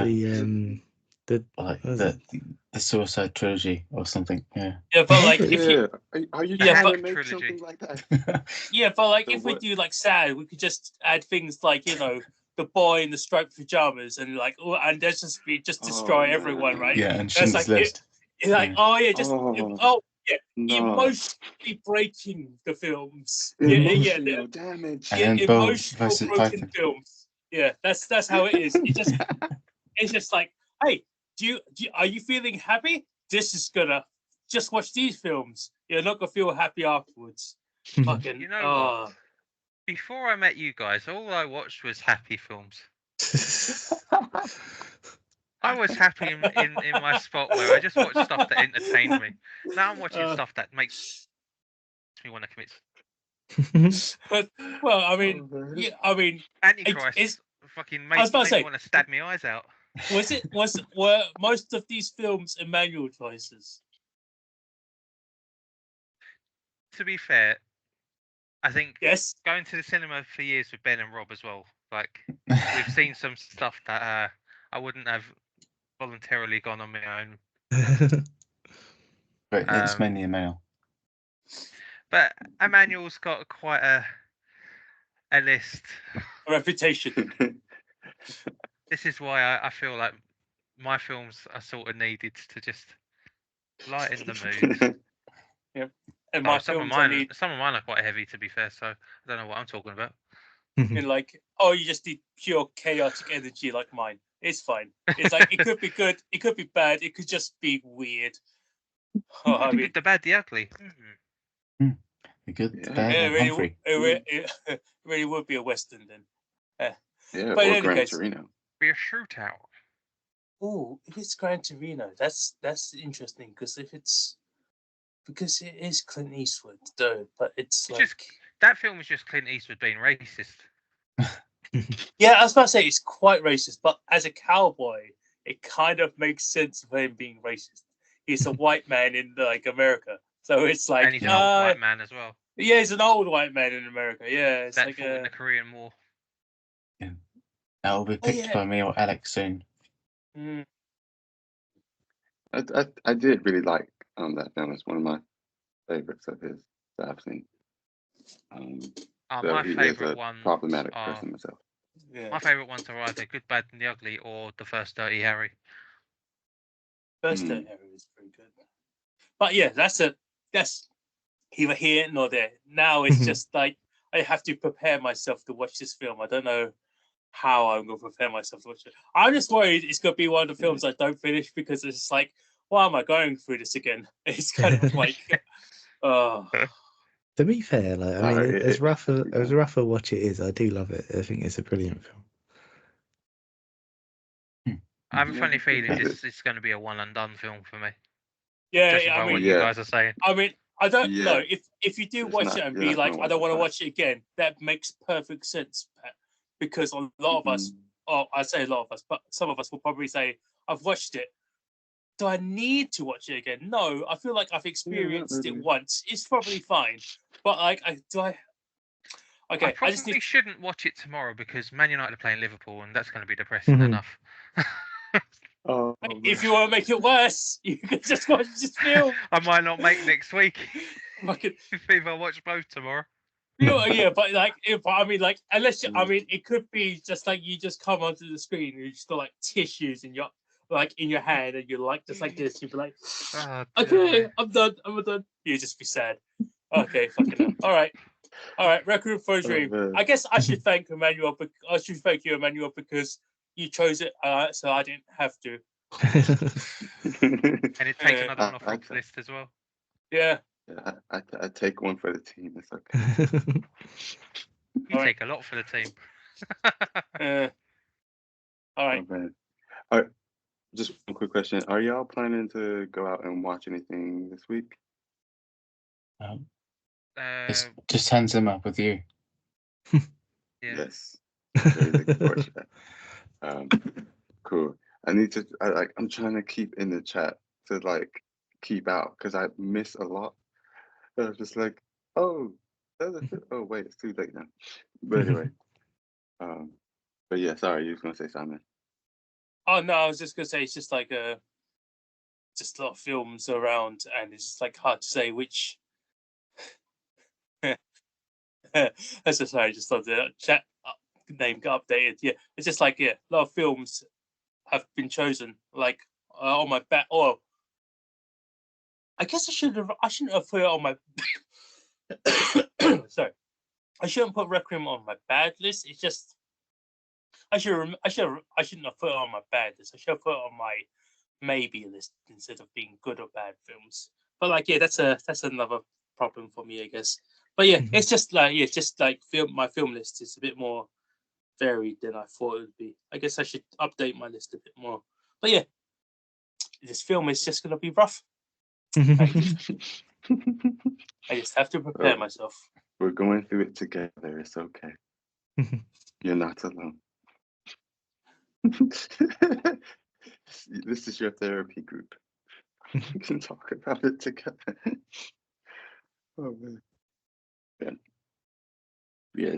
Take care. Yeah. Hope you make it through it. And see you on Wednesday, and also talk to you guys next week. Sweet. See you later. See you guys in a I bit. did. Take See care. you next week. Bye.